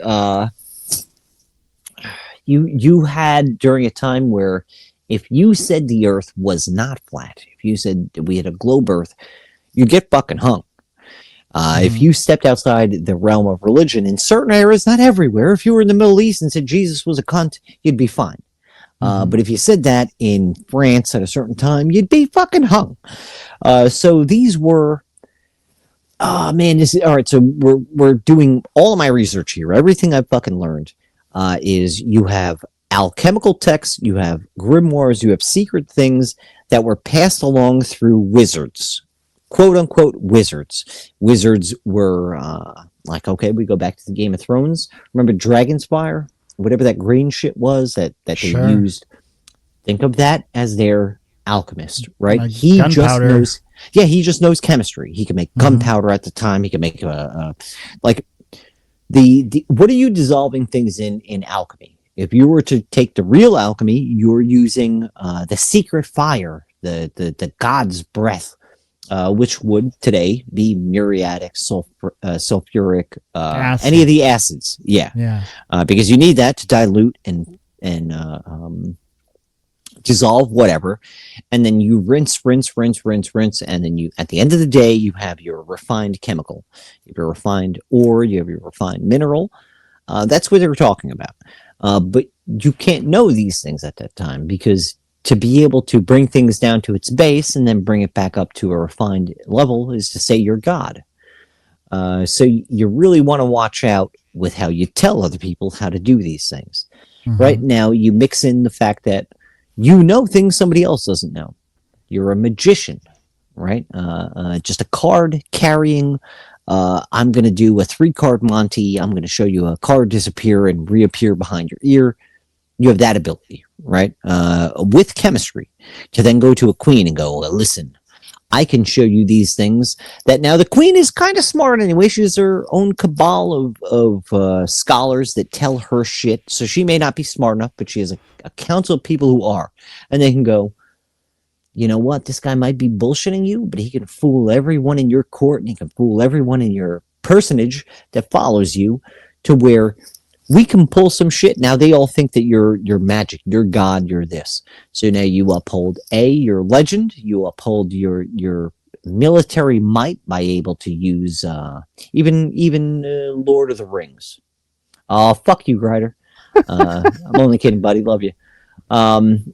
You have the ability to use cryptic texts and things to hide military material. I found things from the 1300s that teaches you how to make a catapult. But why is it in a grimoire from that time? Why is it tinged with Satanism? Because if you get caught with that book and that certain knowledge, it was real easy to be able to bring you in and burn you as a witch. So you needed ways for, like nowadays we have top secret. We have above top secret. We have all these classifications that keep things in the public realm. You needed some way to do that as a king and a queen to be able to hide certain things. And I'm not saying that's all of it, but that's what I believe some of it was. So early cryptography. Kings, queens, rulers. What's the word?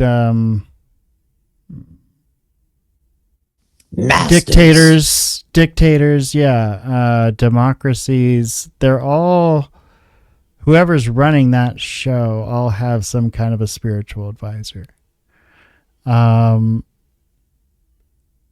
We get into the Epstein thing and very quickly we're talking about symbolism and Baal and Satan.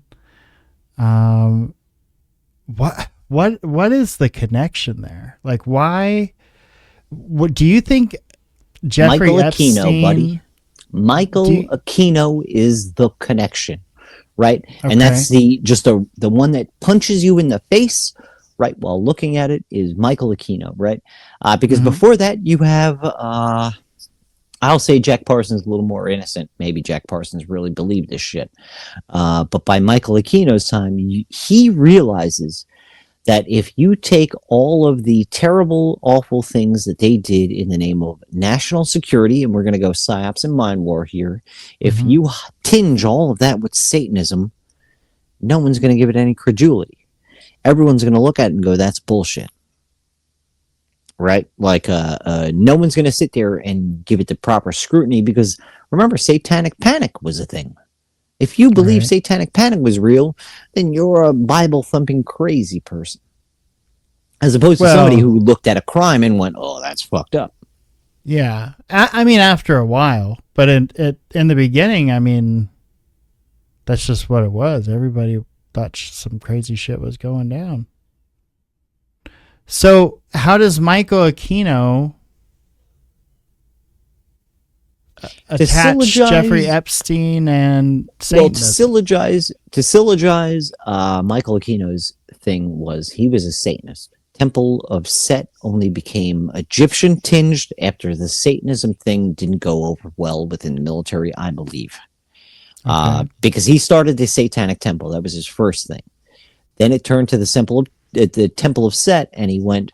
Because, like, you'll notice the same thing with Aleister Crowley, but it happened a little bit quicker because Aleister Crowley was from a way earlier time where the satanic tinge by the public was not fucking cool.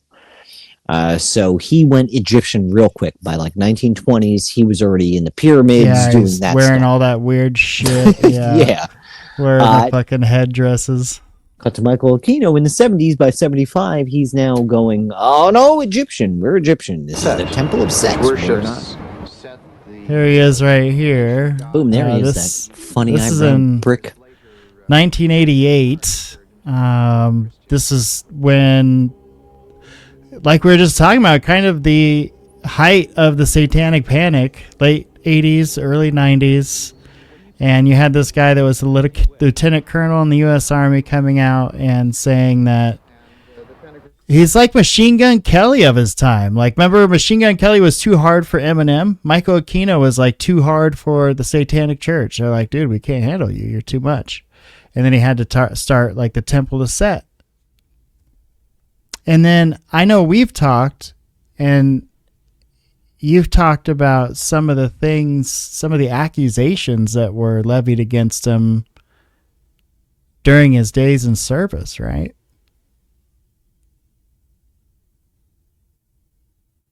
Well, yeah, like I believe both have to do with each other. You know, like I mean, he was abusing children. One obfuscate the other. You know, like yeah, but that's less Satanism, more MK Ultra, in my opinion.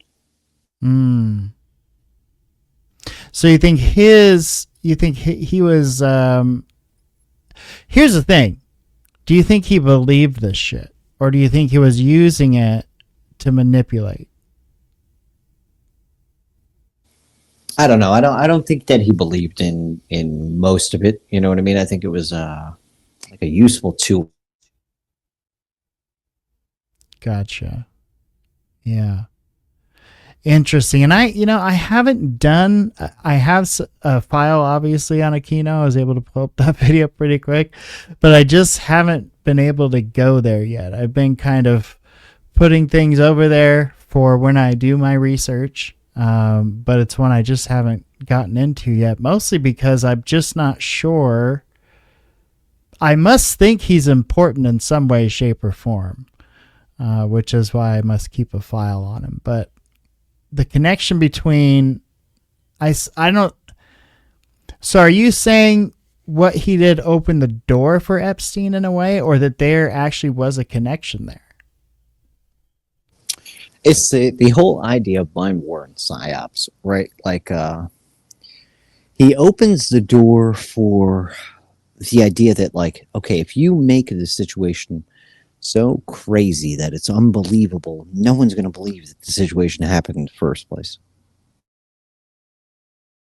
It's the backbone that all conspiracy theory is laid on, is like, if we can make it sound so fucking crazy on the outset, we can make all the shit that we're actually doing pale in comparison. Like kind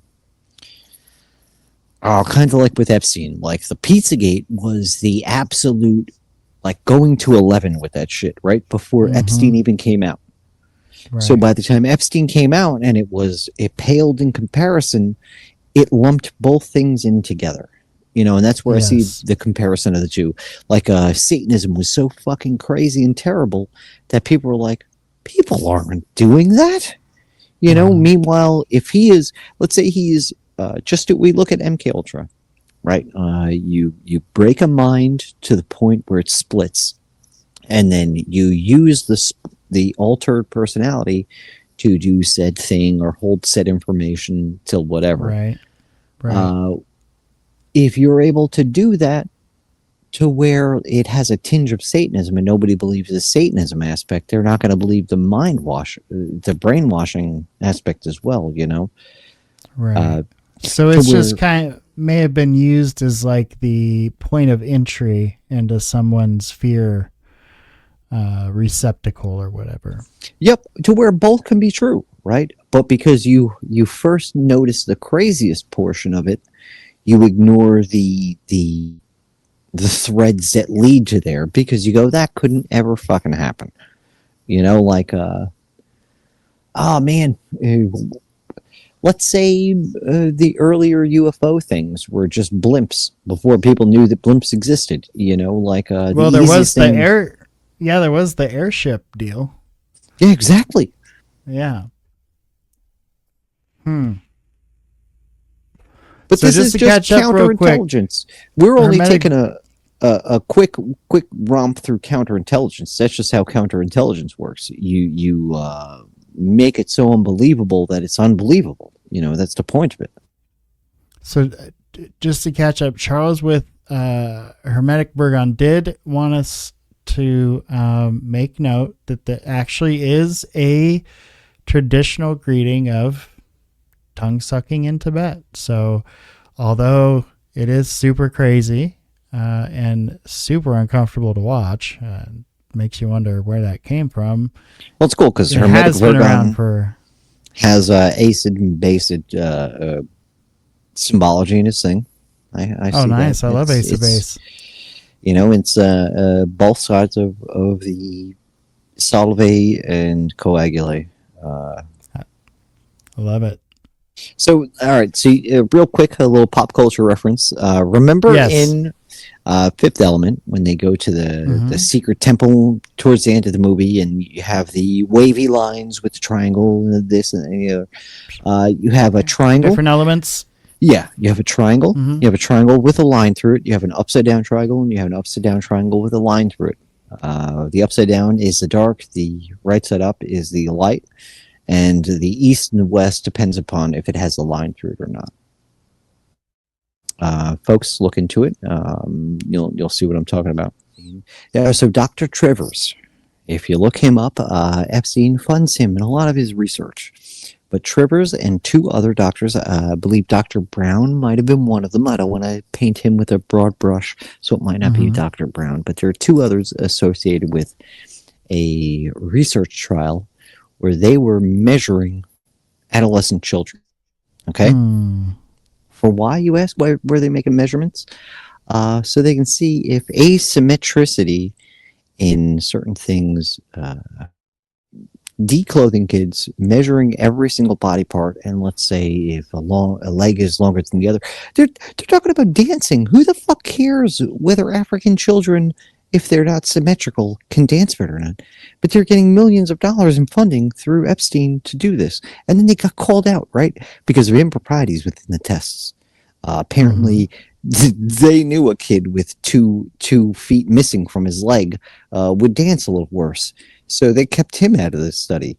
You know, it's like I don't know. They got called out for fraud, but not on the face of, who the fuck cares whether an African child in Africa can dance better if he's got a 1 foot shorter leg? Clearly about other things. Who cares?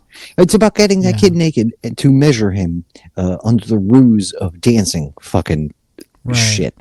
But that's in the files. Go fucking look that up, people.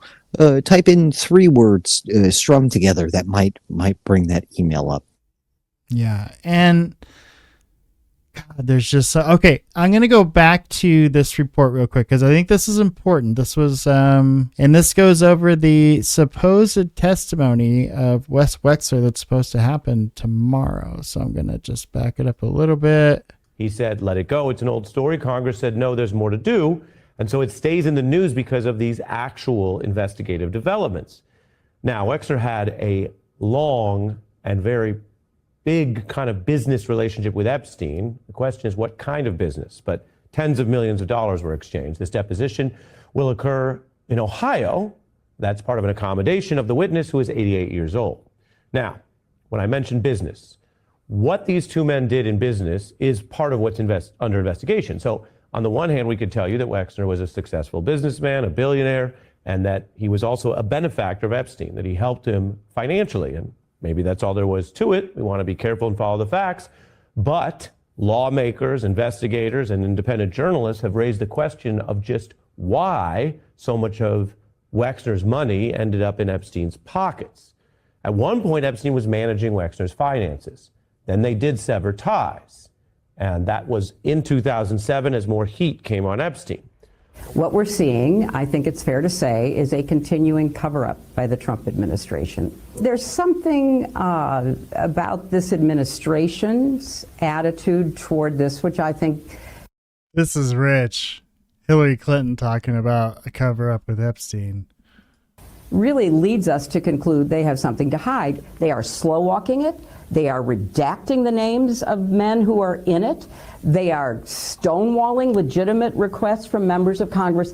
That has nothing to do with us. Something is going on. They know it. I know it. Although when you go looking for rich, powerful men who may have gotten away with something, she wouldn't really be on the list, not based on the files or the information we have. Now, Republican Thomas Massie, who has been really seen as a good faith bipartisan. Oh, okay, but we're not going to mention her husband. Oh, she left recently when asked about it. She fucking left because they were like, This is how "Hey, you know you're watching MSNBC." oh yeah." They asked her straight up. They were like, "So what do you think of what like when you first saw your husband in a hot tub on Epstein's plane?" Like they asked a wild question that was wrong in the first place. First off, he was filmed with 6 other billionaires outside, like in the lagoon of his island, with the island in the background. The same place that I sent you that thing. So I believe islandorgy.com was Epstein's porno fucking thing where he sent out blackmail and compromise material on the dark web. Okay, now probably hold on. not You accessible. need to give a disclosure before I put this up. Now, Island. Don't fucking check that. Don't check that, anyone, because it's probably a honey trap for the feds. But I have a reason to believe that things were filmed on that island and sent out as pornography in normal channels with a dark web access point. You know, maybe a And if you look at the files, you can find the website name. Flak just let it slip, but we'll just leave it at that. But yeah, if you look into the files and you're thorough like Flak is, you can certainly nothing find pops the up with that website name. It doesn't pop up. Like you can't type that name in to the files and find that. Like it's going. Remember when I said I went through every fucking picture I could find? That was on maybe 2 or 3, and it wasn't cataloged. For what reason, I don't know. And like I said, the topology of the island in the background, the same topology in the Clinton photograph with him and the other 6 billionaires can be seen behind it. With that, interesting. That thing at the bottom. Well, that's just a coincidence, Flak. Yeah, probably. Okay. So now, Thomas Massey. Now, this is interesting, folks, because I believe that 98% of politics is just theatrical bullshit. But Thomas Massey actually did ask some tough questions of Pam Bondi, and he's a Republican. And so there's another Republican running against him this upcoming race who's being funded by the Trump White House and the Republican National Committee. But he posted on X after that meeting with Bondi that he's not suicidal. And that there's nowhere where he could drown, and that good reminder. We are also not suicidal after this. Not in any way, shape, stream or form. tonight. But yeah, so Thomas Massey posting he's not suicidal. He's couldn't drown on his farm. That he doesn't aim his weapon at people. People don't aim their weapon at him. So on and so forth. He doesn't aim his weapon at his own face. Remember that, folks. That's what you need to blow your face off is to look it down the barrel. He doesn't do that. And that's pretty much what he said. So they're quoting him here. Let's take a look. Partisan collaborator here, working with Democrats to get to the bottom of this, says on any given day, I need 1 or 2 of my own co-conspirators to get something done. Once we get past Republican primaries, I think you're going to see defections. That's his reference to the fact that Trump still has, of course, more sway in primary season, but there is a lot more that they can do if they get the votes. Now, what's happening out there, what has happened in places where we've seen that the files show prosecutors and investigators might have been pressured out of doing a full investigation or fallen down on the job. So it sounds to me like what the Democrats are trying to do is put themselves in a position where the midterms will be voting for accountability for the Epstein files if you vote Democrat. And if you vote Republican, you're voting for the status quo. That's kind of the position it looks like they're going to try to put themselves in. As above, so below, my friend. They're both fucked. They're both heavily implicated, as we can tell with Lutnick. Yes. We know that the Democrats are heavily implicated as a fucking Hillary goddamn Clinton. Because Rodham, I believe, should be switched to goddamn. Because she is... Oh, that family is terrible. They've been doing awful things that have put this country in jeopardy since the 70s, at least. Mm-hmm. Yeah, like we get reared to cover that stuff. So I don't know, man. This is The fact that she's calling for transparency means that she knows it won't happen, but she gets to grandstand on the fact that it won't happen because she'll be aired out with Bill. Oh yeah, I mean that's the thing, right? She's very confident, which makes me believe that either she's been assured there's nothing in there to worry about, or she's been assured nothing that's in there she has to worry about will get out. And now this is the thing, like she was on record and it's been played many times. It's been deleted from the internet, but like some people will pull it up every so often. Mm-hmm. But her and Bill admitting that Jeffrey Epstein was one of the co-creators of the Clinton Foundation. He was one of the main attributors as well. You know, he funneled a lot of money to them. So for them to come out now and say, well, she likes to claim like, oh, my husband only went there a couple times, but I've never met him. Right. Her best friend was Huma Abedin, who's married to Anthony Weiner. Like, yeah. And now proximity. She's married to some other weird character. Apparently. Oh, Alex Soros, dude. She's married to a Soros, the son Boy. of George Soros, the one who's funding every terrible thing in this country. Yes. And I am I'm working on a piece on Palantir because there's some very, very interesting story to tell there. And I know some people have told it already, but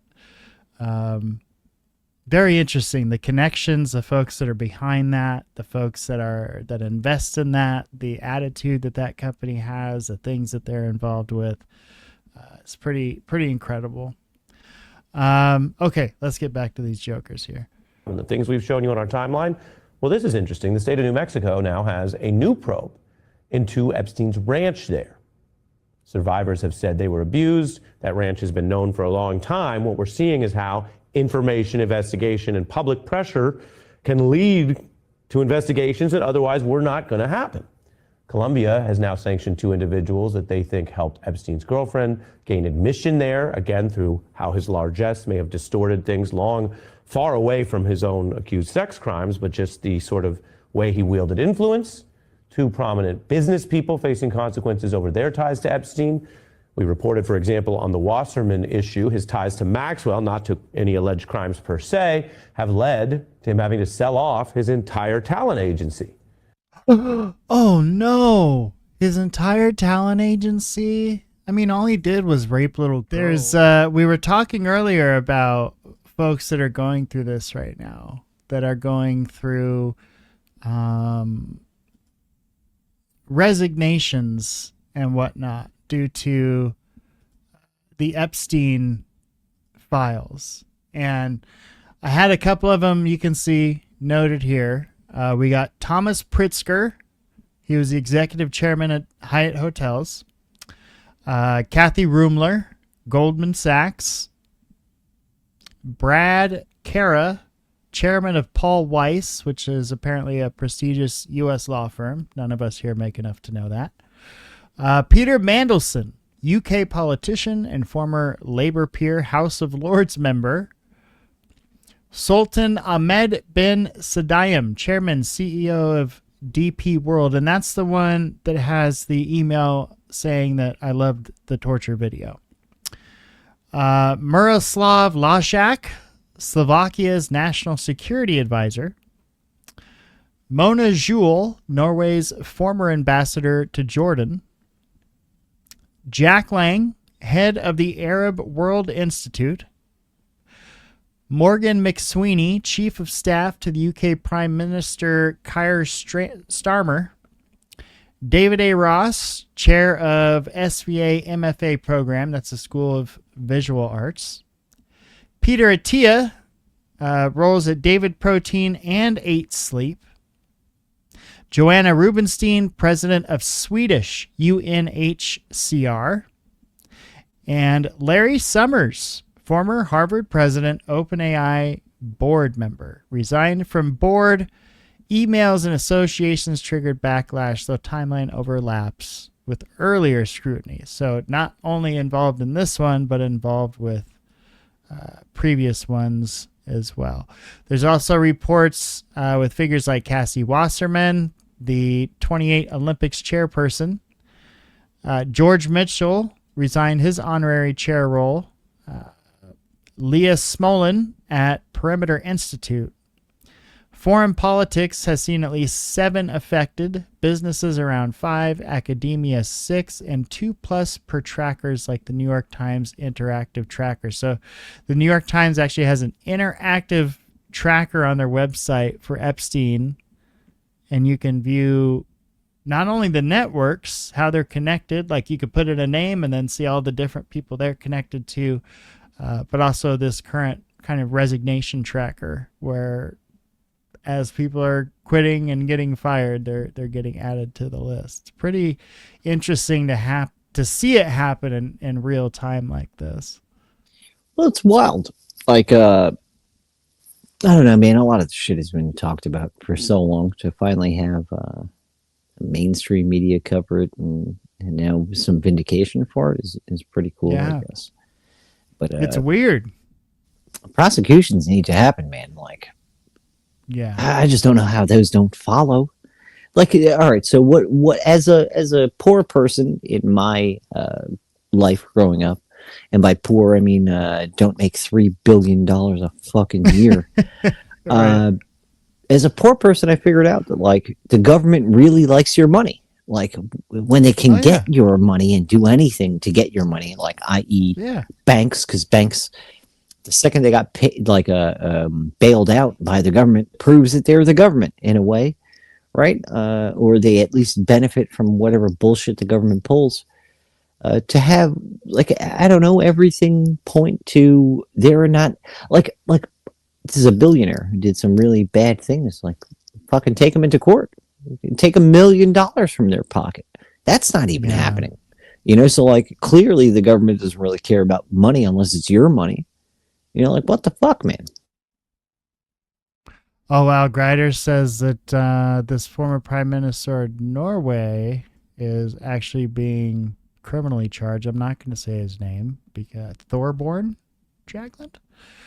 But yeah, it looks like he is actually being criminally charged, which is like, how crazy is it that we have to celebrate one of them being criminally charged because there's so few of them that are actually facing any real repercussions. It's like, oh, they've had to resonate from their company, probably with a golden parachute and with millions in the bank that they've made already, and they'll just get a job somewhere else that's not as high profile, but they're still going to be making a shit ton of money.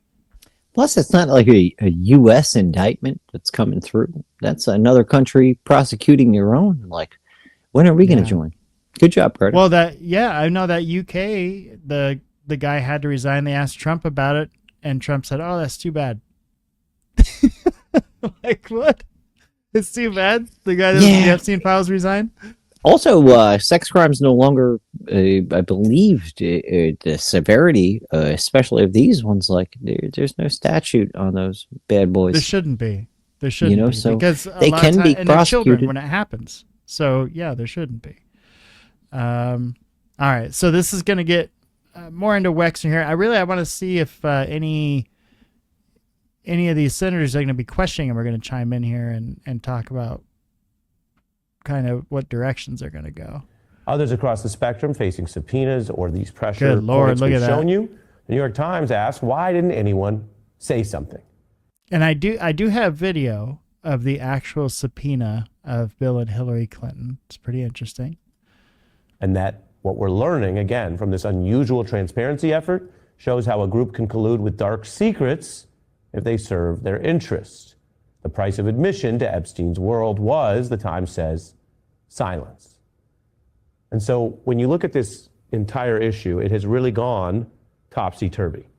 It started as something that was so under-investigated with so little accountability that became part of the scandal. And the question over years, would he really get away with it forever? And then, of course, he was ultimately, Mr. Epstein was indicted. He died in prison, awaiting trial. Maxwell later indicted and convicted. So you had some baseline accountability, though very delayed.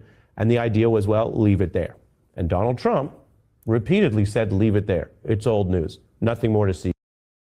You know, Aaron Hernandez made a great effort to commit suicide before there was a verdict in his case. And he did that because if you die before there's a verdict in your case, you're never found guilty of that crime. Well, that's interesting. Very, very interesting, especially like, let's say it's not your idea, right? Let's say that's a separate entity's idea, right? And they come to your wife and they go, hey, man, you can get a big ass payout, especially if your cheating, awful husband meets his demise before the court can end. You know, that might be how a spouse is brought into the fold, especially if she's shocked and offended by these claims that are being made and she doesn't want to be painted, or her children don't want to be painted with the same brush, you know? Yeah. And that, I mean, that was a big thing in the Hernandez trial was, well, you know, we'll get that contract money from the Patriots if I'm not found guilty, or we'll have a chance at it if I'm not found guilty. And they think that was a big motivator as to why he died. So I don't know what's available on any of his life insurance policies that's out there, but I think that will be interesting to see if he had any and who was getting paid, and if there were any, you know, contractual obligations in there from people. I think that'll be interesting if that comes out or has come out already and I just haven't been paying attention. See here. Oh, yeah. But he was overruled by some of his own supporters who, for whatever their reasons, wanted to get to the bottom of this and agitated, put pressure on Congress, which then, late but finally, came up with this bipartisan effort to get the files out. And one of the questions, remember, it's very easy to stand in judgment and look at things in hindsight, what they call, of course, Monday morning quarterbacking. But what you see now is that there was important information in the files. Doesn't mean it's going to lead to a bunch of indictments or convictions. We have a process that we have to follow in this country under the rule of law, even if some wish it otherwise. But what I showed you in the accountability, that having learned information about some of these individuals, other people in the public marketplace of accountability said, no, I don't want to be in business with them. You know, he used to party with Epstein, hung out with Epstein. I don't know that they did any business together. But I do know that they, you know, obviously you have the photos, you have the video. We know that that was definitely a thing, that those two would hang out. And if that letter is real, which, you gotta be honest, that looks a lot like Donald Trump's signature, that adds a whole nother weirdness to it, right? Because the letter ends with something like, you know, we keep secrets well, or some shit like that that's super weird about being secretive. So I think Donald Trump is 100% a part of this. I think what was even weirder, a couple of things to note, is that there's an email where Jeffrey Epstein said Trump was like the worst person he's ever met in his life, right? Did you read that one? Yeah, I also read another one where he was like, do we really have to message Donald Trump about this? Is there anything we can do about Virginia Giuffre before we have to message Donald Trump? Like he messaged him about her and then was really upset that he even had to go that far, which kind of points to Trump being a little higher up on the ladder.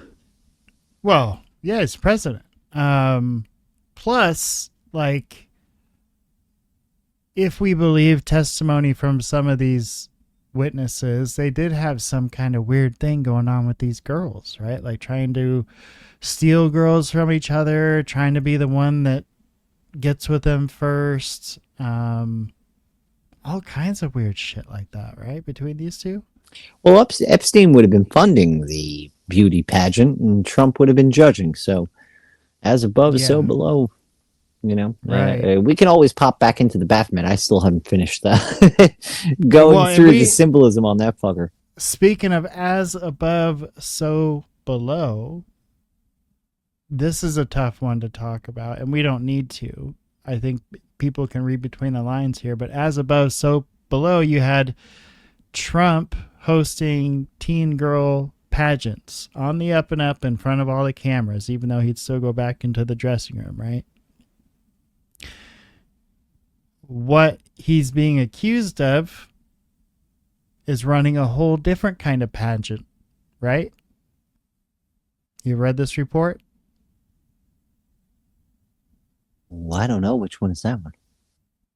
Where he judges a contestant's abilities with his finger.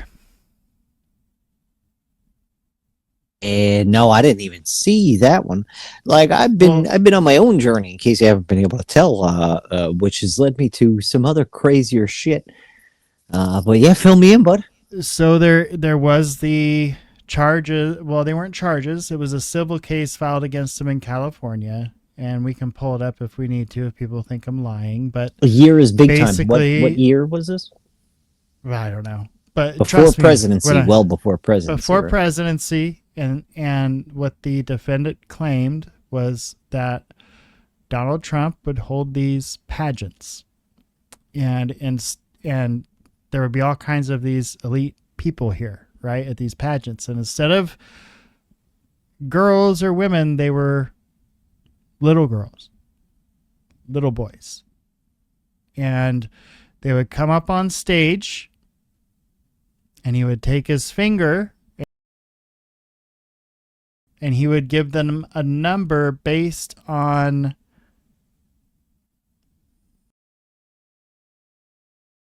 right. So like, this is a 3, this is a 6, this is a 1, and people would bid on these children to go and. Yeah, that's wild, right? Like, I don't doubt it though, because if you look at where these places above, are held, so below. Well, think of this, right? Like, these are held at like Four Seasons and shit. These are held at massive hotel chains, right? Yeah. Very, very ritzy ones, but in a fucking conference room. The security isn't there.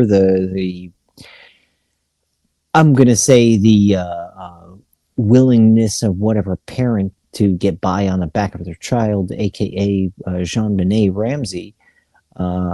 There's a lot of fucking weird overlaps with these types of people, and the pageant fucking or strip or whatever you would call that, like the pageant groupings, to where like I don't know if you were funding one of those and you're at those and you're judging those and you're a 65-year-old man staring at children in bikinis all day, you got a fucking problem, man, you know? Yes. Yeah. I was looking for the file, but really I don't. It's terrible, and we don't need to expand on it, folks, but you can find it. It was a civil suit that was charged against Donald Trump several years ago. It says on the third occasion involving the defendant Donald J. Trump, the plaintiff Katie Johnson was forced to engage in an unnatural lesbian sex act with her fellow minor and sex slave Maria Doe to orally copulate defendant Trump by placing. Yeah, that's terrible. On the first occasion involving the defendant Jeffrey Epstein, the plaintiff Katie Johnson was forced to disrobe into a bra, give a full body massage to Epstein while he was naked. Epstein forced himself on her. Take from the file, the defendant Donald J. Trump was clearly heard referring to defendant Jeffrey Epstein as a Jew bastard as he yelled at defendant Epstein that clearly he, defendant Trump, should be the lucky one to pop the cherry of plaintiff Johnson. Defendant Epps, here we go. The plaintiff, Katie Johnson, was fully warned on more than one occasion by both defendants Donald J. Trump and Jeffrey E. Epstein that were she ever to reveal any of the details of the sexual physical abuse that she had suffered as a sex slave for defendant Trump and defendant Epstein, the plaintiff Johnson and her family would be in mortal danger. Plaintiff Johnson was warned that this would mean certain death for herself and plaintiff Johnson's family unless she remained silent forever on the exact details of the depraved and perverted sexual and physical abuse she had been forced to endure from the defendants. And that ranch was near Los Alamos. And he even admits to being excited about that spot because he could get physicists from Los Alamos to come down to that ranch. Here's a little piece of his interview with Bannon. Before we get into that, can I just shame everyone real quick? Shame on all you cunt establishment pricks, because you gatekeeping for a very select few who are willing to fucking toe the line. You've left all the brilliant people who aren't willing to or don't fall within a certain fold to get paid on the back end by a pedophile prick willing to give a ton of money to be able to use that money, use that technology for nefarious purposes. And you establishment types have caused the vacuum to be filled by these scumbags who are willing to buy Los Alamos scientists who need the money, who are willing to take the fucking money, but are smart enough to build things that they're not building in fucking Los Alamos.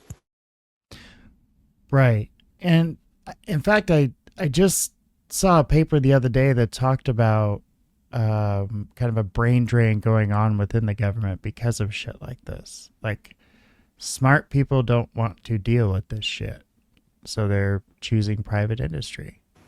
Well, that, and think of espionage, right? Like, you've got a scientist who's not paid correctly being brought over somewhere else. Like, it's Jack Sarfati in about 100 spaces, and I'm going to Russia because the U.S. doesn't want to work on this technology. If they want to pay me, I'm open.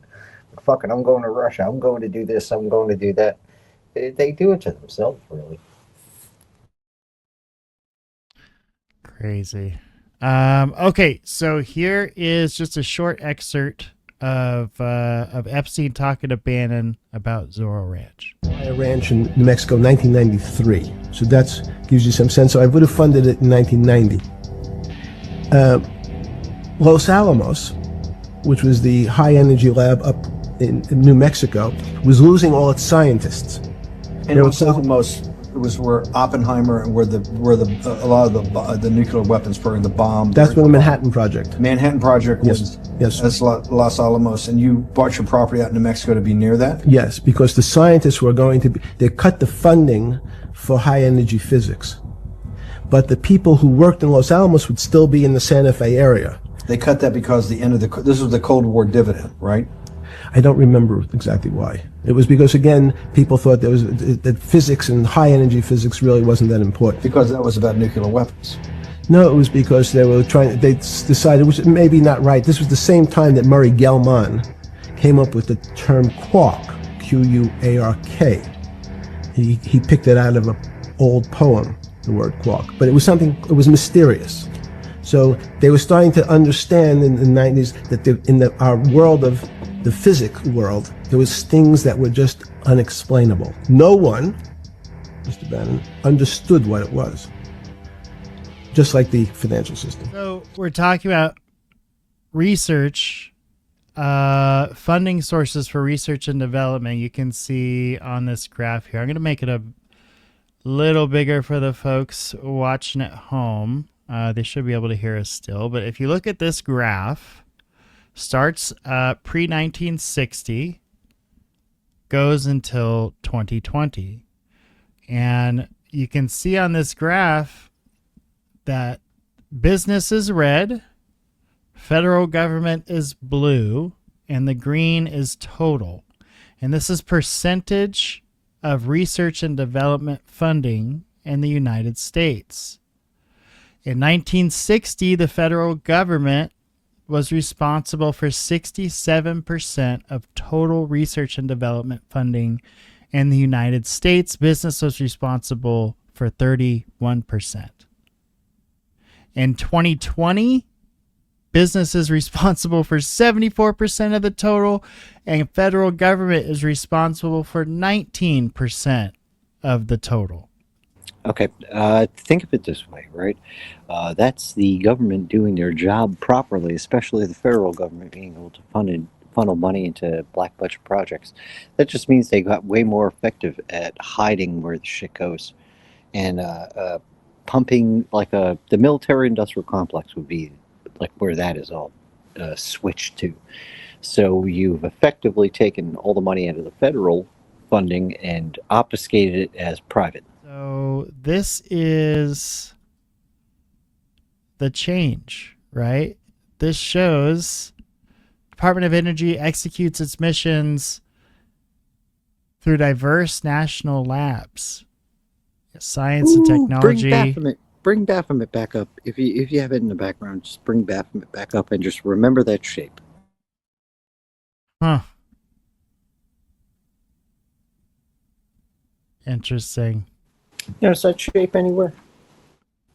Hint, it's near the caduceus. It's near the douche? The caduceus. There's an arch over the caduceus of the Baphomet character. Uh-huh. And that's supposed to symbolize the firmament, right? Within the flat Earth theology. You also had that way before that. I believe Galileo was one of the first to suspect we were on a globe, as opposed to a flat Earth. But that's what that's supposed to represent. The pokey little stick, penis-looking thing going through is essentially enlightenment. It's like the third pillar within Freemasonry. The two other pillars, Jochin, and the other being Boaz. Jochin, Shoshin, Joshin, whatever you want to call it. That one symbolizes the father. Boaz symbolizes the mother. That's the black side. Remember, night and day, sun and moon. Moon being the mother. So I'm just trying to finish pointing out the symbology. But that same arch that you saw is the firmament. That's what we, as the enlightened people, now need to break through. We need to break through the military-industrial complex, get through the obfuscation of government and private funding that keeps us in the dark. Yeah. Yeah. I mean, that's what's incredible is all those national labs. You would think, oh, national laboratories, part of the Department of Energy, government must be responsible for those, right? Well, not so much, not really. Real quick, the scopolamine thing. He's got plants. He's got all these plants with hallucinogenic and weird psychotropic effects. Well, that was kind of what. So this was a patent that they put out, and that's kind of what this gets into. Is this? I guess it's a plant that could be used to control people. Folks, there are fucking hundreds out there. Diphthera, all sorts of things. I'm not going to get into them because I can't pronounce the cool Latin names for them. But the deadly nightshade is in, what was it, Nightmare Before Christmas. It's what she uses to knock out the doctor, Sally, before escaping. All those things are real. You can go and, if you're in England, they have a museum, not a museum, but it's like a garden where there's a certain area locked off behind a fence where they've got all sorts of deadly plants. One of them being cannabis, which I think is hysterical. It's lumped in with like deadly nightshade and all that stuff, but they've got it. Many different compounds will knock you the fuck out and make you forget shit. Yeah. Well, yes. So it is interesting that that he was into this stuff. But then on the flip side of that, I think, well, it's not interesting because I kind of feel like Epstein was destined to be leading some kind of cult.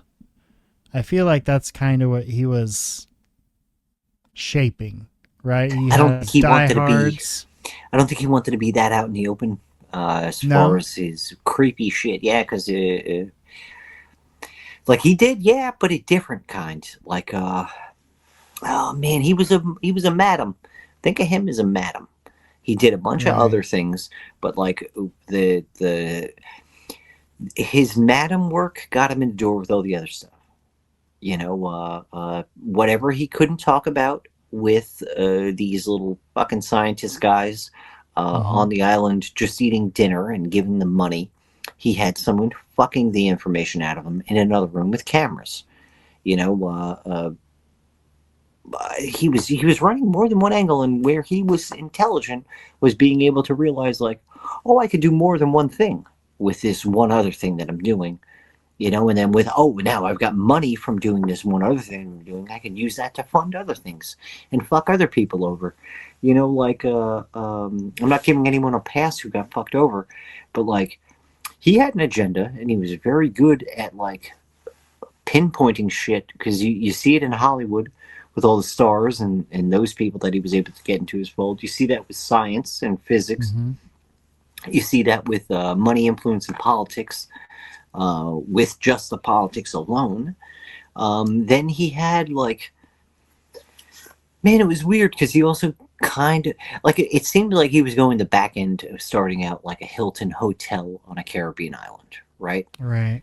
Like, assume that, and allegedly, because we don't have any evidence that Hilton is running a trafficking organization through the hotel, but like, imagine if you started a prostitution ring, and then through that money, you just decided to buy a hotel, and then try to like legitimize whatever you could through the back end, but you still built it all on the back end, so like it's way harder to on the front end look totally legit. But now let's say you started out as a hotel and went the other way. Now you have this normal facade to where you don't have that with the other one. Epstein kept getting... He was so bad at hiding his pedophile other shit that it bled over into fucking all of his other businesses over. That's where I don't think he was that smart, and that's where I'm questioning, why was there... If he's so smart and he's so good and he knows all these little tech billionaire buddies, how did he not figure out how to use a VPN and shit? How did he not figure out how to, like, I don't know, not have all these things going through email? You know what I mean? Yeah. Well, old habits die hard, right? And or you need a timeline of events, and you need a government to corroborate your blackmail, like what's going on right now. Because I'm also, that's what I'm seeing on like remember I mentioned like 7D chess the other day. With Epstein, I like to say 5D ping pong. Just for fucking levity. But that's what this is, you know, like I was saying with the compiling and the clumping of the evidence that we do have and we did find earlier in our investigation. What I'm seeing is intelligent obfuscation of things, being able to meld some information with others and cloud what's going on between a secrecy, you know, kind of what the government gets away with disclosure and non-disclosure and people making statements that are not verified. We're watching this on the back end, and he was smart enough to figure out these things, you know. That's why I brought Michael Aquino in earlier. He brought that with like, if you taint everything with Satanism, then you know what, no one buys any of it. But I think he went a little too hard in the paint to where they were the military was like, no, the people aren't ready to see this kind of Satanism, and brush it over. Switch to Egypt shit again. So then he pulled the Aleister Crowley moving it all to Egypt rather than the great beast that was in all of like AA and his Book of Lies and stuff. People can digest Egypt, right? They can, people in the West anyway, they can digest that. Yeah, when you get into Satan. Because it's like Hathor. Hathor would be the closest representation of what Satanism looks in that same light. You know what I mean? That's where the tie into Egypt comes in. This is from Reuters. Reuters, not the National Enquirer. Allegations in Epstein files may amount to crimes against humanity. And listen to this. Millions of files related to the late sex offender Jeffrey Epstein suggest the existence of a global criminal enterprise that carried out acts meeting the legal threshold of crimes against humanity according to a panel of independent experts appointed by the UN Human Rights Council. The experts said crimes outlined in documents released by the U.S. Justice Department were committed against a backdrop of supremacist beliefs, racism, corruption, and extreme misogyny. The crimes, they said, showed a commodification and dehumanization of women and girls. So grave is the scale, nature, systematic character, and transitional reach of these atrocities against women and girls that a number of them may reasonably meet the legal threshold of crimes against humanity. Wow. So yeah, these weren't just victims of regular crime. These were victims of, extremely powerful people that even if you want to do something and fight back, you're made to feel like there's nothing you can do because these people will just outspend you and bury you. Big time. Just to go back real quick to what I was saying, it was real funny and real ironic that Epstein was into this whole eugenics thing and making the proper bloodline and a strong offspring and smart, because it's all the same thing the Nazis were working on. Yes. But it does go way before the Nazis. They were looking into that type of stuff in the 1800s. But that's where the Nazis took it to an extreme. They were killing Jewish people, they were killing gay people, and they were killing anyone with any deformities, mental deficiencies, things like that. Because of eugenics, they were trying to cleanse. The same thing Epstein, a Jewish man, was working on.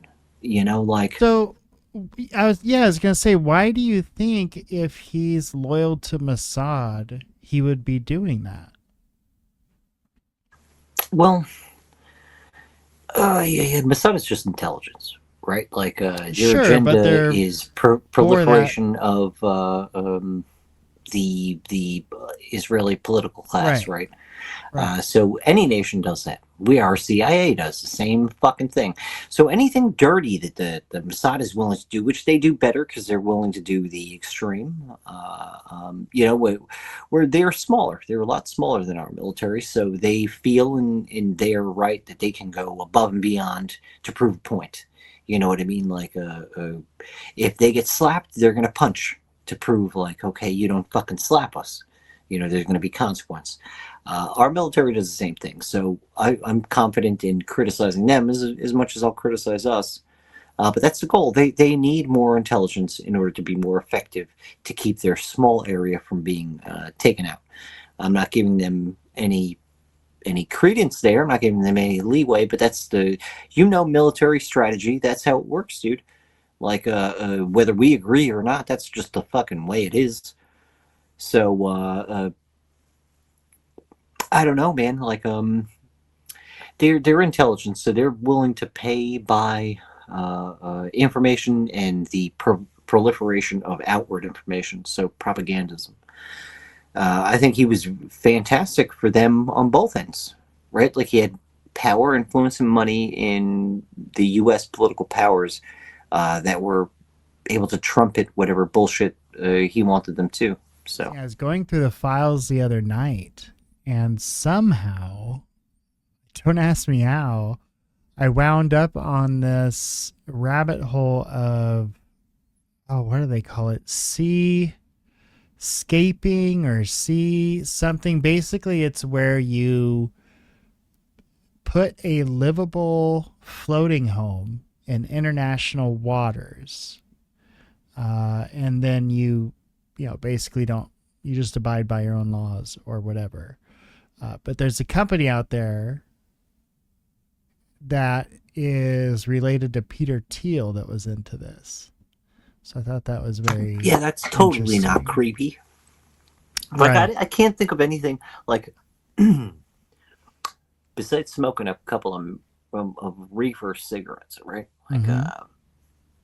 Maybe graffiti when I was younger, to be like, yeah, this is outside the law. I want to do these illegal things. Right Which in both the of US. those things can be done legally now. Oh yeah, hell yeah. Just saying. It could have right? been done legally back then, minus the pot. Right. But like People were just graffiti, dicks. I could have just painted on a fucking canvas. Just get a big canvas. You know, it's all I needed to do, and then I figured that out in my older age. I've gotten many canvases. But with this, like, there's nothing I've ever gone like, hey, I'm gonna get on a fucking boat and live in the water for the rest of my days because I want to do so many things outside of U.S. purview. Like, that's crazy. And That's I don't know insane. if anyone's been seasick to think that you're going to live 24/7 on the ocean. You're fucking nuts. Good luck, pal. There are groups doing it right now. Not very many, but there are some groups doing it right now. And criminal defense attorney Brian Claypool, who has had plenty of experiences in sex offense cases. Nima, I'll start with you. Heads are rolling in corporate boardrooms, or even just emailing with Epstein makes a person radioactive, much less flying on his plane, even if it's to someplace innocuous. But there are no criminal investigations at all. Why not? Well, the political fallout is far and wide, and we've seen it. At a minimum, like you said, it's shameful, poor judgment to be friends with a creep like Jeffrey Epstein. It's like, ooh, they took away the prince's title of prince. Okay. Did he go to jail? No. Did they take his money? No. He's also like I don't know if anyone else has seen any of the Nicolas Cage movies, but there's one where it's like a Lord of War, and that's great film. One of those characters would have essentially been Prince Andrew, you know, shamed non-prince now, but one of them's he's an arms dealer. That was his royal position, was to go and sort that type of shit out. Yeah. So if you look at the type of people who are like, you're looking at people who are willing to fund both sides of a war because they realize, regardless of who wins, $100 is $100. You know, like if I can make $100 on 2 million guns going to one side, obviously I can make double that selling 4 million to both sides. Right. So I don't know. There's a certain class of people that are willing to do that. I don't think I'd ever be on that side. Well, that's one of the main reasons I'm going to do a piece on Palantir, because, you know, you've probably seen it, the famous video of that board meeting where he goes, we design systems that track and ultimately kill people. And if you're okay with that, then you're in the right place or whatever at this shareholder meeting. And it's like, damn, dude. No, I don't want to invest my 401k in a place that's killing people. And some of the systems that they've developed for ICE, as far as these real-time location systems that Palantir is giving them, I don't know if you've heard about that at all. But basically, you're an ICE agent. You're in a city. Let's say you open Apple Maps or Google Maps or whatever the Maps application is, and you go, okay, where are the illegals at around here? And within under a minute, there's a map all around you. All these targets pop up, and and each target you tap on talks about where they live, if they've committed any crimes, the probability, like there's a 90% probability they live here, or there's a 25% probability they live here. Just all the data you could possibly want. And these are supposedly illegal citizens. And this is what Palantir is doing. So Big Brother's, they're already doing the things we see in the movies, right? They're just not showing us. Yep. 1984, folks, was not a premonition. It was an insider friend of those people writing fan fiction of the times ahead. I will go back even further than that. Aldous Huxley. Brave New World. Oh, yes. Describes the current state of things almost to a T. So you have all of that technology, but you're telling me with all of these files There's not a single criminal investigation going on anymore? Not one? I don't know if you heard about this actually, but the Dow is up to 50,000. I don't even know what the fuck that means, but I know it means something. So let's do it, bud. Actually, there's a whole intro in the beginning of the space that let me know how sweet our economy is doing. The pedophiles are running things. That's the important thing. The economy. You can't afford anything at the grocery store, but the economy's doing great. Oh man, Florida coffees. But for fucking $16 a little tiny bag. We need more. Upset. We need a victim who's living, so not Virginia Giuffre, who's willing to come forward and accuse someone aside from Jeffrey Epstein, he's dead, or Ghislaine Maxwell, who's in prison, some corroborating evidence, and a case within the statute of limitations if it's a civil case. I think that's the missing link. We need someone to accuse someone other than Epstein or Maxwell and come forward and be willing to tell their story. If so, we may have a case, but without it, I hate to say it, this may be the end of the road, at least criminally, for justice for the Epstein abuse victims. But Nima, we just watched more than a dozen women stand up and raise their hands behind Attorney General Pam Bondi in her congressional hearing and say, I've called the DOJ with evidence of crimes, and the DOJ won't call me back. Well, we have seen that. We've actually seen correspondence as well. What I would like is for them to come forward and identify someone other than Jeffrey Epstein. Obviously, we saw that infamous picture from last week. Because this disingenuous prick is pissing me off. Such bullshit. Like, all right, that's to set up the wall of, well, if these people would just come forward, they're being chicken shits and the victims are being pussies and not want to come forward and say this, that, and no. We just proved to your dumb fuck face that they are doing so, and you are ignoring them. Yep. They just stood up in a hearing and raised their hands.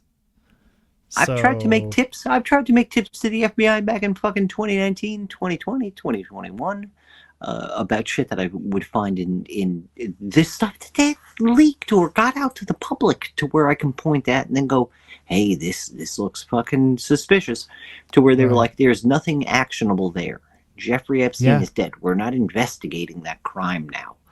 Like, do you know how heartbreaking that is to learn, like, oh man, 3 years are running down one fucking lead because I don't have any professional like research apps. You know what I mean? Like, as a law enforcement personnel, you have certain capabilities. As a private investigator, you have a little bit less. But as a citizen that just uses public information, you can't. You have what everybody else has, which is almost nothing.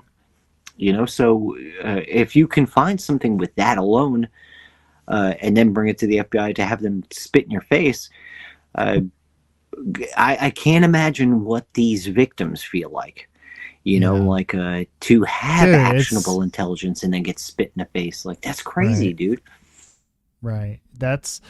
It's the ultimate slap in the face. There's millions of documents. This has been handled by multiple DNIs. We've covered, I just want to point out, we've covered actionable intelligence on our space tonight.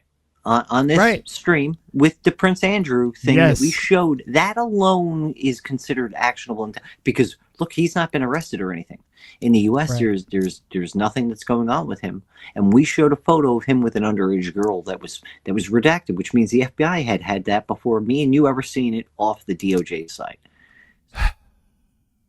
What really needs to happen is we need a special counsel. We need a special counsel and special investigation into all of this. I just don't understand. You have people literally quitting their jobs and there's no more criminal charges?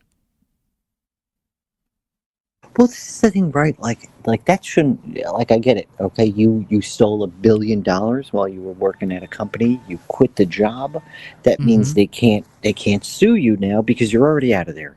Technically, you cover your ass. That doesn't work with like sex offense shit. You know, like, okay, just because you quit and you're CEO doesn't mean that now you're not going to get charged. You can still get charged. It's our feckless, shitty politicians and our government that is not, like, I don't know, holding these pricks accountable. Well, maybe they're maybe the goal is quit the job, get out of the States. I heard Jay-Z left the States. Did you hear that? Yeah, but I don't know. I've lived all around. I've moved to different countries, and this is all for the pursuit of just looking at cool shit, with the intention of coming back home. But I've missed the U.S. ever since I left. I love our freedoms that we have here. That shit doesn't exist, especially in the UK. You're not allowed to do half this shit, especially say something inflammatory on the internet. Yeah, freedom of speech is a wonderful right. It is. Ellen left supposedly like in 2020 when, or maybe a bit after that. Then she's already come back. Rosie O'Donnell left, and she supposedly came back already. Just because he mentioned that, and I don't know if this guy is a good guy or bad guy, but the problem I have with that no is idea. Epstein had doctors on his payroll that he would send girls to all the time. That would handle abortions, would handle pap smears, would handle cleanings, would handle things like that. He was like I said, he was a male madam. So he would send his girls to get whatever maintenance done to make sure their health was up to par, so he could then send them out again. So any of those rape kits and things would be non-existent, especially if it's to the doctors and the dentists and to the medical practitioners that were under Epstein's fold. There were many emails that I found where it was girls asking for things and then him saying, well, this doctor's available at this time. You go see him. He'll handle your this. No charge, so they don't have to pay, but then he gets all the compromise, that would go to the authorities and be able to prove whatever point. So he had this under lock and key for the most part. Some girls would fuck off and go to a different doctor, but they would have to pay out of pocket. So you understand, the really poor girls would be incentivized to go to Epstein's doctor and get whatever work done. Yeah, and it serves as another filter for him as well to know who's, which of those are the most desperate. Okay, folks, down below you see justice.gov/Epstein is the website. When you go into that search box, type in no images produced, and then any file you go to that says PDF, you're going to open it up. It's going to say no image. It's going to say PDF. Go up into the file name and change the .pdf to .mp4. And you will be able to view a lot more than you've been able to view so far. Is there anything of value in there? We just don't know. They have flooded the site with nonsense. So, and it's the same tactic you take as a prosecutor when you are giving the defense everything you have. You give them everything and hope they don't find the one thing that might help their client. Yep. So it's an old strategy. Government has been doing it for a couple hundred years. They've got it perfected, and the multiple file types, the fact that they can blame technology for problems and data issues, they've got this as controlled as they can. But at least we have the access now, and slowly I think we're going to see more and more meaningful craziness come out. Hopefully eventually some prosecutions, right? Because fuck these people. Yep. Damn. All right, buddy. Thanks for joining me tonight, man. Oh, anytime, brother. I'm so happy to get this stuff out, dude. We finally talk about it. Hell yeah. With people that care in a relevant time to talk about it. Yes. So we're definitely going to do another one. I know Bondi said she dropped more files and that's everything today, I guess. So I think there's going to be that much more to sift through. So we'll definitely have to do this again for sure. Thank you for having me, brother. Peace. Absolutely, man. Have a good night. We'll see y'all.